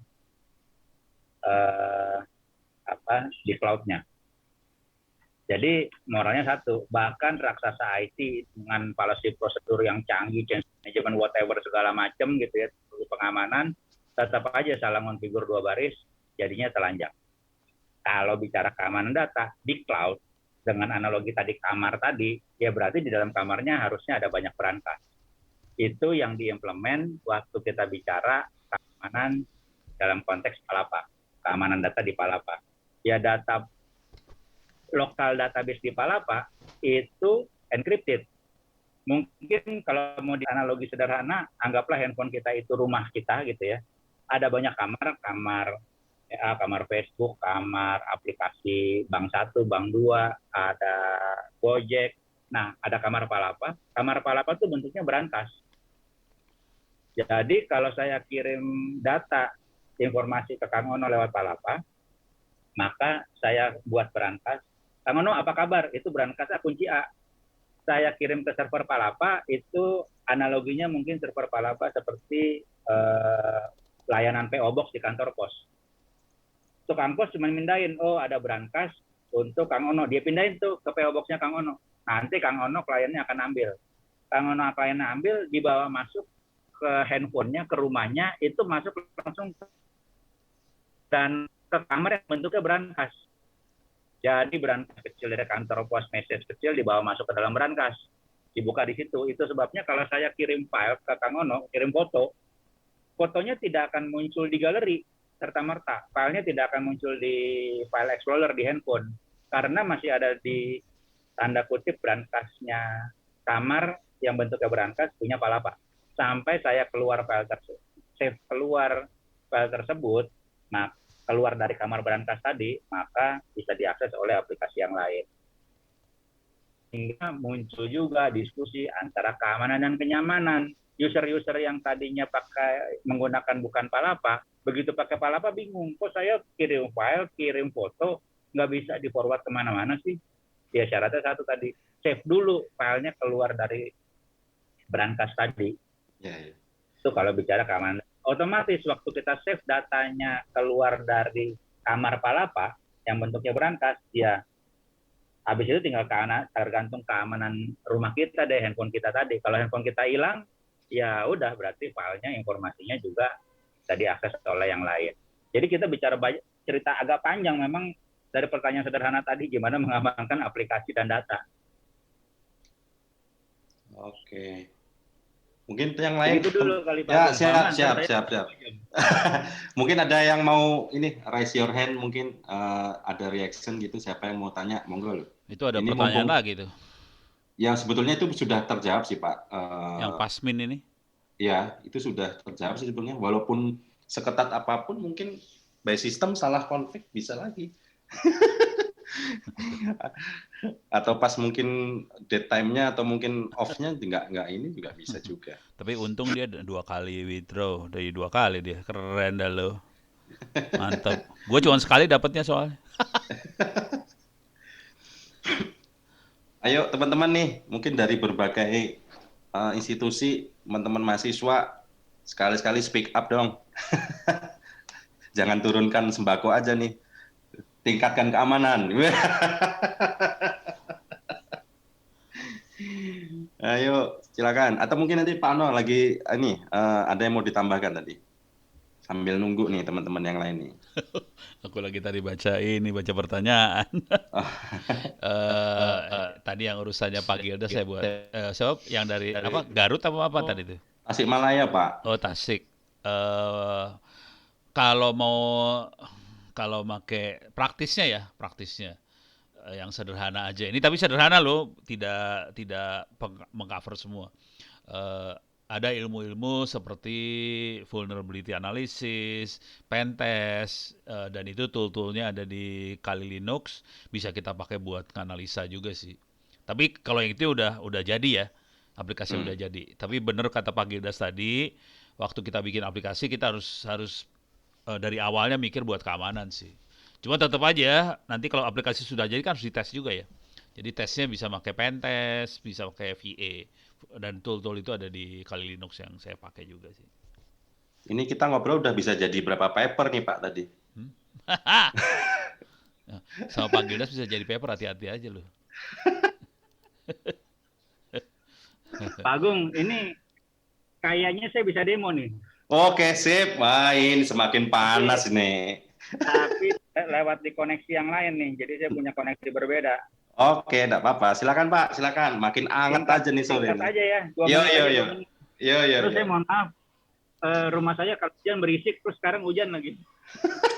Nggak apa-apa, Pak. Kok sana hujan sini Kebetulan enggak ya? saya bukan pawang hujan, jadi nggak bisa menghentikan. Tak pikir bisa dibelokin firewall-nya. Silakan Pak Gildas. Semenit aja sih, semenit. Ya boleh. Semenit tapi menghancurkan seluruh dunia bisa jadi nih. Ya, saya ingin menunjukkan betapa vitalnya mutual authentication, gitu ya.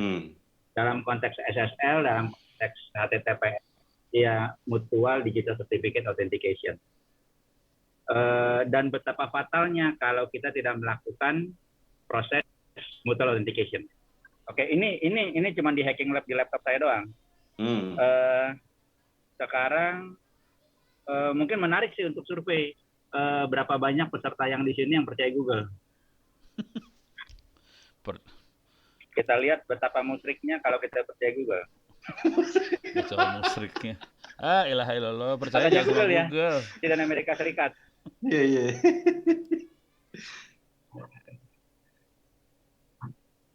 Ono Purbo kurang ajar lu.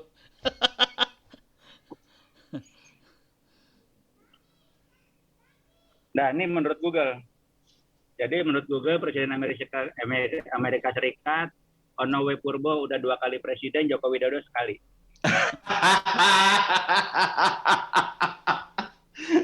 Aduh. Ya. Bisa jadi presiden, Pak. Iya. Iya nih harus gua Ini screenshot kan tadi contoh lo. sederhana yang saya lakukan di hacking lab saya. Tapi kalau ini mau dilakukan di level 1 ISP bisa, di satu NAP bisa, ke satu negara juga bisa.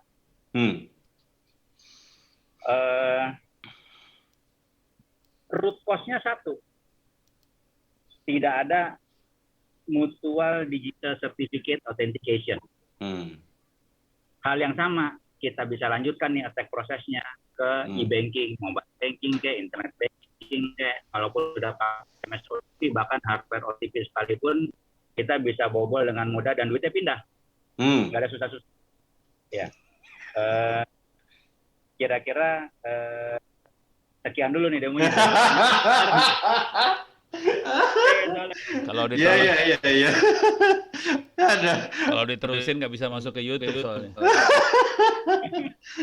Kayak Ono punya mau di-delete sama YouTube. Iya. Jadi sebetulnya karena mungkin itu ya Pak, self assessment-nya kita terlalu yakin mengenai mungkin kemampuan kita dan sebagainya. Tapi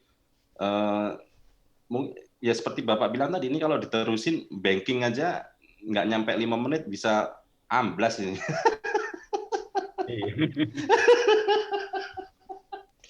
Parah. Ya. Mungkin yang lain nih, anget ini udah makin sore makin anget nih. Aduh. Pak No mau nambah nggak nih Pak No? Cukup stres. Ini ada Yayan Batu Sangkar. Ada pertanyaan dari pencurian akun YouTube padahal sudah dipasang 2 kali autentifikasi.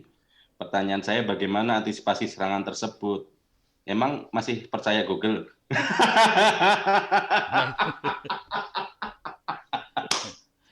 Musrik.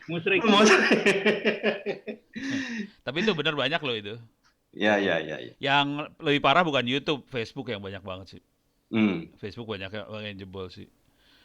Jujur saya juga nggak tahu nih gimana caranya orang ngejebolin yang udah pakai 2 FA bisa jebol. Rada bingung juga kenapa ya. Saya masih rada aman tapi nggak tahu. Pak Gildas mungkin kenapa 2 autentifikasi masih tetap bisa jebol?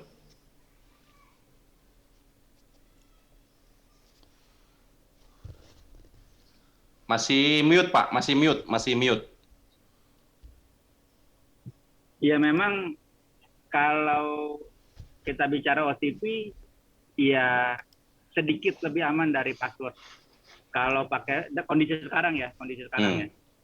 pakai password itu mungkin security levelnya 2 atau 3 udah pakai doa. Kalau pakai OTP ya 3,5 lah gitu. 4 kalau doanya bener. Aduh. Iya, iya, iya. Tekniknya macam-macam. Ya bisa phishing, bisa kalau kamu ono mainan Open BTS, ya berarti SMS kan dikirim clear text ya.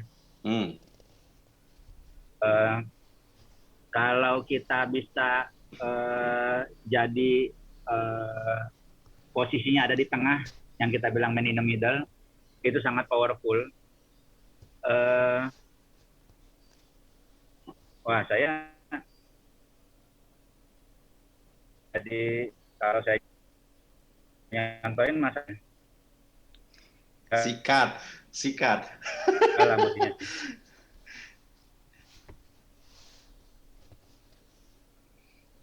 Sebentar.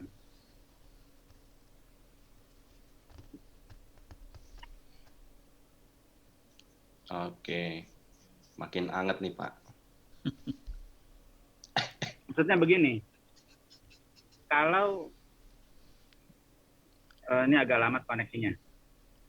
Nah, kayaknya ujungnya saya terpaksa mendemokan nih. Tapi catatannya ini saksinya banyak. Ini untuk awareness supaya hidup kita lebih aman. Bukan untuk dilakukan di rumah. Maksudnya begini, kita perlu tahu bagaimana sih cara penjahat membobol akun kita, membobol e-banking kita, walaupun sudah pakai OTP gitu ya. Jadi teman-teman kita sepakat kalau ini untuk edukasi, bukan untuk memberi inspirasi melakukan kejahatan nih. Betul. Dan saya sudah mendemokan ini ke BI dari awal 2010. BI kemudian minta untuk ditunjukkan ke seluruh industri perbankan. Tapi sampai sekarang tidak ada fundamental perubahan yang tidak ada perubahan, bisa dibilang tidak ada perubahan. Kalau 2015 pernah dengar heboh-hebohan sinkronisasi token, dan sampai sekarang masih terjadi, ya ini pakai attack teknik yang sama persis yang saya dan mendemokan 2010. Jadi 2010 kita demokan, 5 tahun kemudian terjadi heboh-hebohan sinkronisasi token, sampai sekarang tidak ada perubahan. Jadi bukan cuma membobol akun YouTube dan lain-lainnya, two-factor authentication yang pakai OTP gitu. Iya, kalau secara konsep OTP bobol, sih semua yang pakai OTP bobol. Sesederhana itu. Ya, termasuk yang saya punya labnya itu kaitan dengan internet banking. Oke. Sekarang berarti saya share screen lagi ya? Ya, boleh Pak.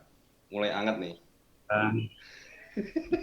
Cuman Mas Agung, kita sepakat dulu ya ini untuk...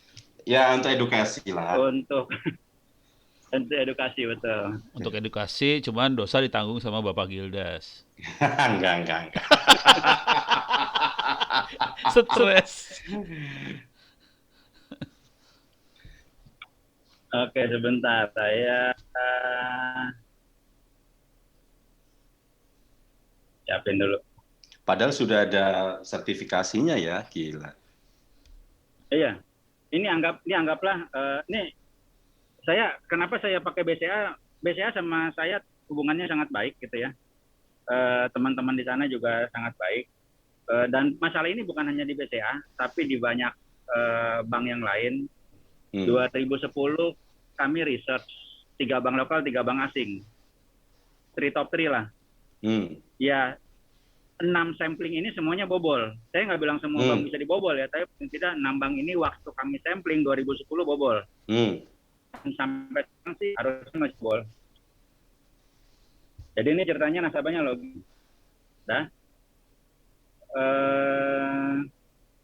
Kalau dilihat di sebelah kiri nih, ini saya kasih tagging nih, check version for awareness only. Oke. Ya ada di kiri bawah ya.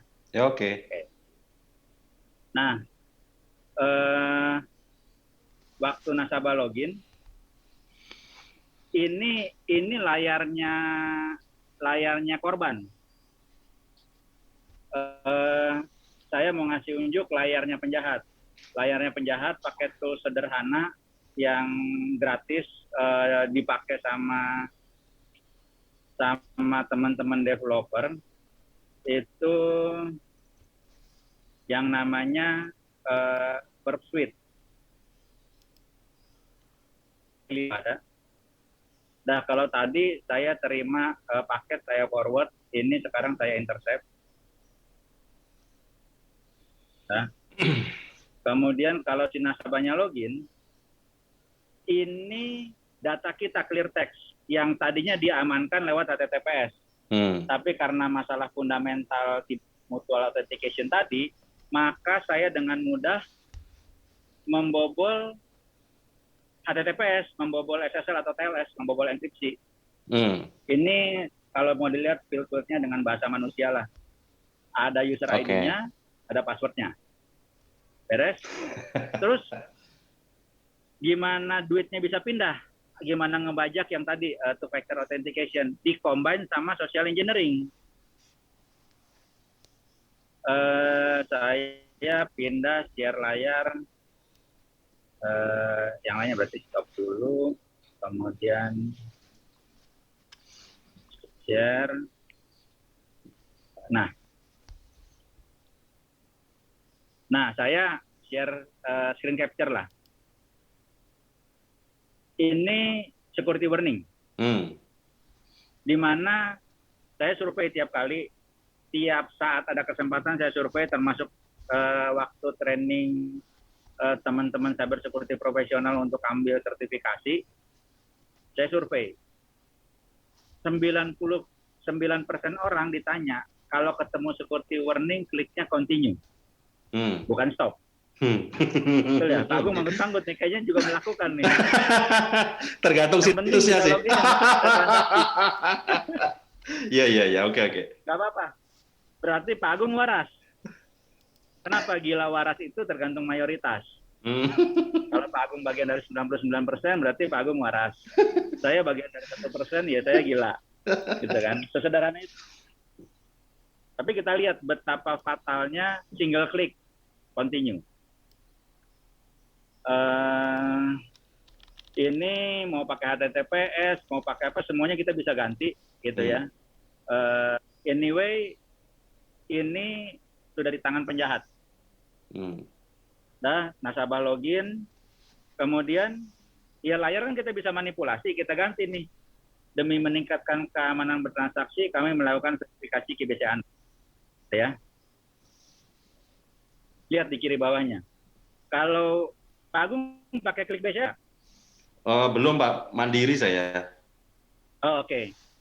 Kenapa BCA? Karena oleh BI, oleh OJK, BCA dijadikan benchmark. Kalau BCA bobol, kemungkinan besar yang lain juga bobol. Berarti dia jadi top model ya, modeling ya. Ya, betul. Walaupun belum itu ya, baru kemungkinan besar. Makanya ya kami ke BCA. Lihat di kiri bawah nih, kalau pakai BCA untuk bisa transfer kita butuh 3 OTP loh. Bukan cuma 1, kalau BCA 3. Jadi kita butuh 1 token untuk daftar rekening, dan BCA bukan pakai SMS, paling aman dalam artian dalam OTP paling aman pakai hardware OTP. Pakai hardware token. Lihat nih, proses di sininya adalah register account. Gitu ya. Jadi kalau orang lanjutkan, nomor rekening penjahat sudah terdaftar di rekening tujuan. Nah, ini token pertama. Kalau bank yang lain rata-rata 1 token, ketipu sekali langsung lewat duitnya. Nah, kemudian token berikutnya kita mesti dapat, kita ganti layarnya. Respon KBCA yang Anda masalah, mohon ulangi. Lihat nih proses di kiri bawah, fund transfer. Kalau dia klik lanjutkan, itu duitnya udah setengah kaki di luar bank tuh. Iya. Nah, berikutnya proses verifikasi pertama telah berhasil, verifikasi terakhir. Kalau dia klik kirim, duitnya jalan, fund transfer. Terserah, nggak tahu berapa duit, terserah kebaikannya si penjahat, gitu ya. Tulisan fund transfer ini saya ganti, bisa, cuman nunjukin step by step-nya jadi nggak kelihatan, completely transparan kayak orang jahat. Oke. Oke, ini 3 token. Kalau cuman YouTube, Google, Facebook, dan lain-lain yang cuman 1 SMS OTP, ya jadi jauh lebih sederhana. Oke? Sip. Semoga bisa dipahamin. Terima kasih. Cukup menarik nih. Ini sudah ada yang komen tuh. 2012 kita pakai tool Yamas tuh di backtrack. Yang bisa bobol tuh, metodenya hampir sama katanya Pak. Itu gini. Ketawanya Bapak. Saya pertama kali implement teknologi OTP, itu namanya produknya namanya RSA Secure ID. Gitu ya, itu market leader lah. Selesai implement, saya langsung mikir, ini kalau saya jahat, saya jadi kaya raya nih. Iya. Kenapa? Dan emang gampang banget ngebobolnya. Ya. Itu tahun 99. Oke. Pak Ono, ada tambahan nggak nih Pak? 20 tahun kemudian, ramai-ramai teman-teman security profesional worldwide mendorong, oh ya supaya aman pakai OTP. Saya nggak habis pikir dah tuh. Logikanya di mana? Ini ada pertanyaan lagi nih dari Mas Ali Hafina. Iya. Izin tanya sebagai end user tuh, awareness apa yang perlu dibangun? Karena saat ini banyak korban pembobolan data pribadi yang sudah merugikan material sama non-material. Sebagai akibat pembobolan tersebut, dan belum ada lembaga yang mampu, ini saya kurangi dulu. Belum ada lembaga yang mampu menangani pengaduan terkait hal tersebut secara tuntas. Contoh, banyak KTP KK yang beredar bocor sebagai proses pengajuan pinjol. Biasanya melakukan aplikasi. Nah, gimana tuh?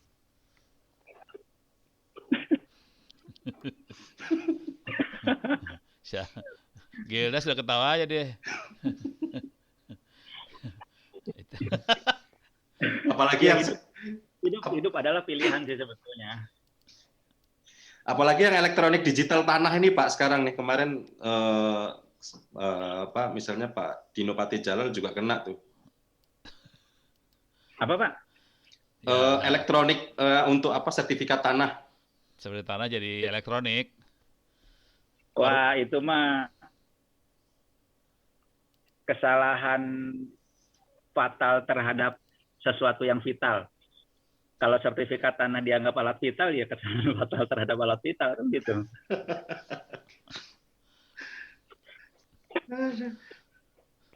Ini masalahnya adalah gini, yang ini tuh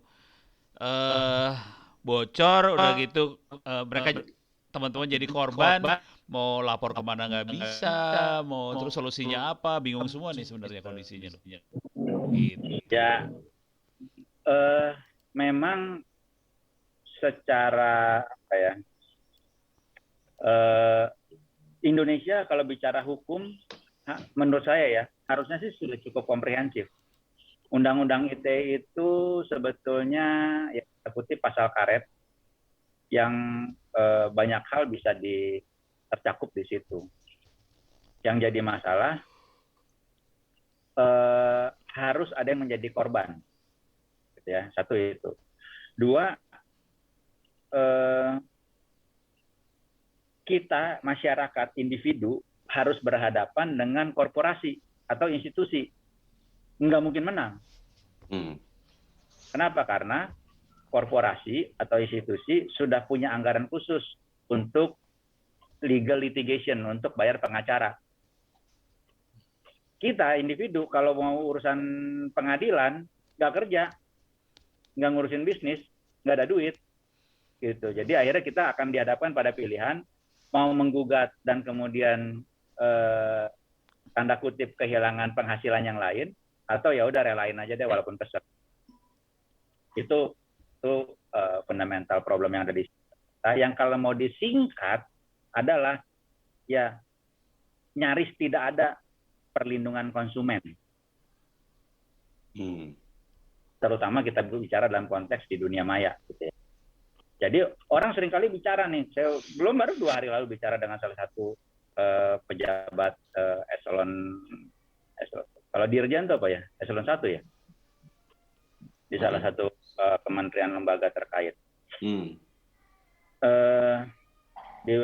Dia bilang gini, iya itu kan juga diimplementasi di Korea Selatan. Iya, saya bilang konsep itu juga diimplementasi di Uni Eropa. Secara teknologi implementasi sama persis. Yang membedakan negara kita dengan banyak negara maju, itu hanya satu, perlindungan konsumen. Tuh, jadi ya jawaban saya kalau ditanya, terus bagaimana dong kita sekarang? 1, berdoa. 2, hidup adalah pilihan. Ya. 3, kalau pakai satu layanan, baik harus tanda tangan formulir fisik atau install aplikasi, baca kebijakan privasinya, baca end user license agreement-nya. Jangan cuma klik accept supaya bisa pakai. Masalahnya banyak, Pak, tuh. Ya, kalau malas nggak ada obatnya. Nggak ada obatnya, ya betul. Iya. Oke. Pak Ono, nih mungkin sama Pak Gildas kita udah mau maghrib nih. Mungkin ada statement terakhir apa yang ingin disampaikan terkait dengan kegiatan kita hari ini. Jadi intinya kan security atau mungkin strategi itu bukan add-on ya Pak, tadi disampaikan. Jadi harus by design gitu ya. Jadi harusnya sudah bisa digunakan atau mungkin dipikirkan di awal sebelum malah kita bicara coding, bicara flow design dan sebagainya. Terus kemudian tadi juga ada terkait dengan ya kita harus selain awareness ya juga harus banyak berdoa ya. Karena untuk mengimplementasikannya juga agak sulit. Kadang-kadang kita bicara ABC begitu pindah ke mana juga tetap aja karena perilakunya memang begitu gitu. Mungkin Pak Ono ada tambahan, Pak? Dari saya sederhana aja sih. Jadi jadi untuk end user ada yang namanya internet safety, itu ada di open course ITTS ACID sih. Jadi mudah-mudahan nanti kalau udah jalan mesin open course-nya ya Pak Agung ya. Ya. Seminggu ke depan ya Pak, seminggu ke depan. Oke, Alhamdulillahirrahmanirrahim. Ya tolong doain teman-teman, seminggu ke depan sudah ada mesin namanya opencourse.itts.acid. Di situ ada internet safety, jadi di situ buat end user sih sebenarnya bagaimana belajar bela diri di internet. Misalnya contoh bela diri yang paling sederhana, jangan posting sembarangan, jangan posting nomor telepon sembarangan, jangan percaya sama orang di internet, apalagi yang namanya Ono, jangan percaya, itu udah jelas dah, maling isinya ntar. Kayak gitu-gitu ada. Terus juga untuk yang levelnya lebih tinggi, admin jaringan kuliahnya juga ada di ITTS ACID itu ya, open course. Kalau Anda bisa dapat nilai 90, mudah-mudahan sertifikat udah mulai bisa jalan ya Pak Agung ya. Jadi boleh nanti sertifikat bisa kita implementasikan nanti. Iya, jadi Anda bisa dapat sertifikat loh kuliah itu. Nah, kalau udah banyak sertifikatnya bisa ngelamar jadi mahasiswa ITTS lagi. Bisa dapat gelar sarjana di situ men. Gitu aja dari saya. Iklan yang terakhir, iklan ya. Cocok banget. Ya, nanti bisa dimasukkan dalam nilai SKS-nya ya Pak ya. Iya. Pak Gildas, silakan Pak Gildas, terakhir. Ya. Satu, tadi Pak Agung udah nyinggung awareness dan perilaku, gitu ya. Dan itu kombinasi dua tadi, pola pikir dan perilaku yang kita bicara namanya budaya. Jadi membangun kesadaran itu sudah zaman 10-11 tahun lalu kita lakukan. Tapi ternyata sadar dan melakukan dua hal berbeda. Jadi jangan lagi bicara soal kesadaran, kita bicara soal kebudayaan. Jadi kita harus membangun budaya keamanan, bukan cuma kesadaran, karena banyak orang sadar tapi tetap melakukan. Apakah banyak pejabat negara sadar, termasuk jenderal-jenderal TNI, Polri, kalau menggunakan WA berkomunikasi informasi rahasia negara itu sama saja membocorkan rahasia negara? Banyak banget yang sadar, tapi tetap melakukan. Dan kalau kita pakai konsep dokumen fisik, saya pejabat negara menyerahkan dokumen fisik rahasia negara ke pihak asing, kan jatuhnya saya jadi pengkhianat. Ya tanda kutip saya layaknya ditembak mati gitu kan. Ya. Jadi dalam konteks ini berapa banyak orang yang layak ditembak mati gitu kan. Ya dari ujung paling atas sampai paling bawah semuanya ngikut. Jadi tadi baik lagi soal budaya, dan bicara budaya dasarnya pola pikir. Sekarang pola pikirnya mau berevolusi atau mau berevolusi. Kalau mau berevolusi, saya cuma mau bilang begini, terkait dengan keamanan data pribadi secara kolektif, data nasional, secara kolektif ya ketahanan nasional bangsa kita, gitu ya. Ya, saat ini kita itu analoginya dalam konteks keamanan seperti telanjang, telentang, mengangkang di dalam bola kristal. Satu negara. Pertanyaannya, sebagai bangsa, kita mau berubah atau tidak? Kalau mau berubah, berarti harus revolusi. Gitu. Dan tidak mungkin evolusi menang melawan revolusi. Dan menurut saya, harus dilakukan revolusi. Kenapa? Karena kita tidak lagi hidup di dua dunia paralel, tapi sudah saya di satu dunia utuh, dunia nyata, dunia maya, yang sudah terintegrasi, highly converged, dan lain-lain. Itu aja kali dari saya. Oke, terima kasih Pak Gildas, Pak Ono. Ini memang nggak cukup waktunya. Lanjut minggu depan.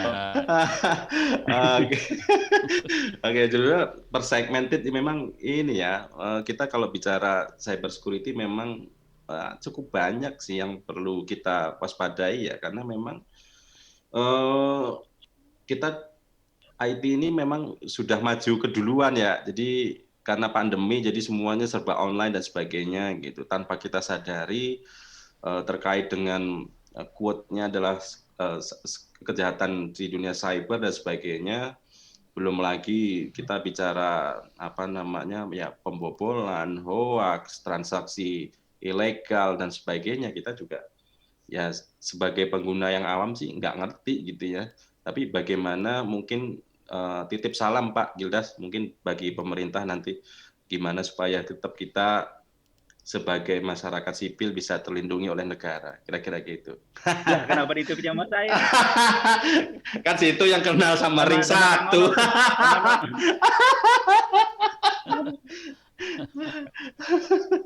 Oke, terima kasih teman-teman semua.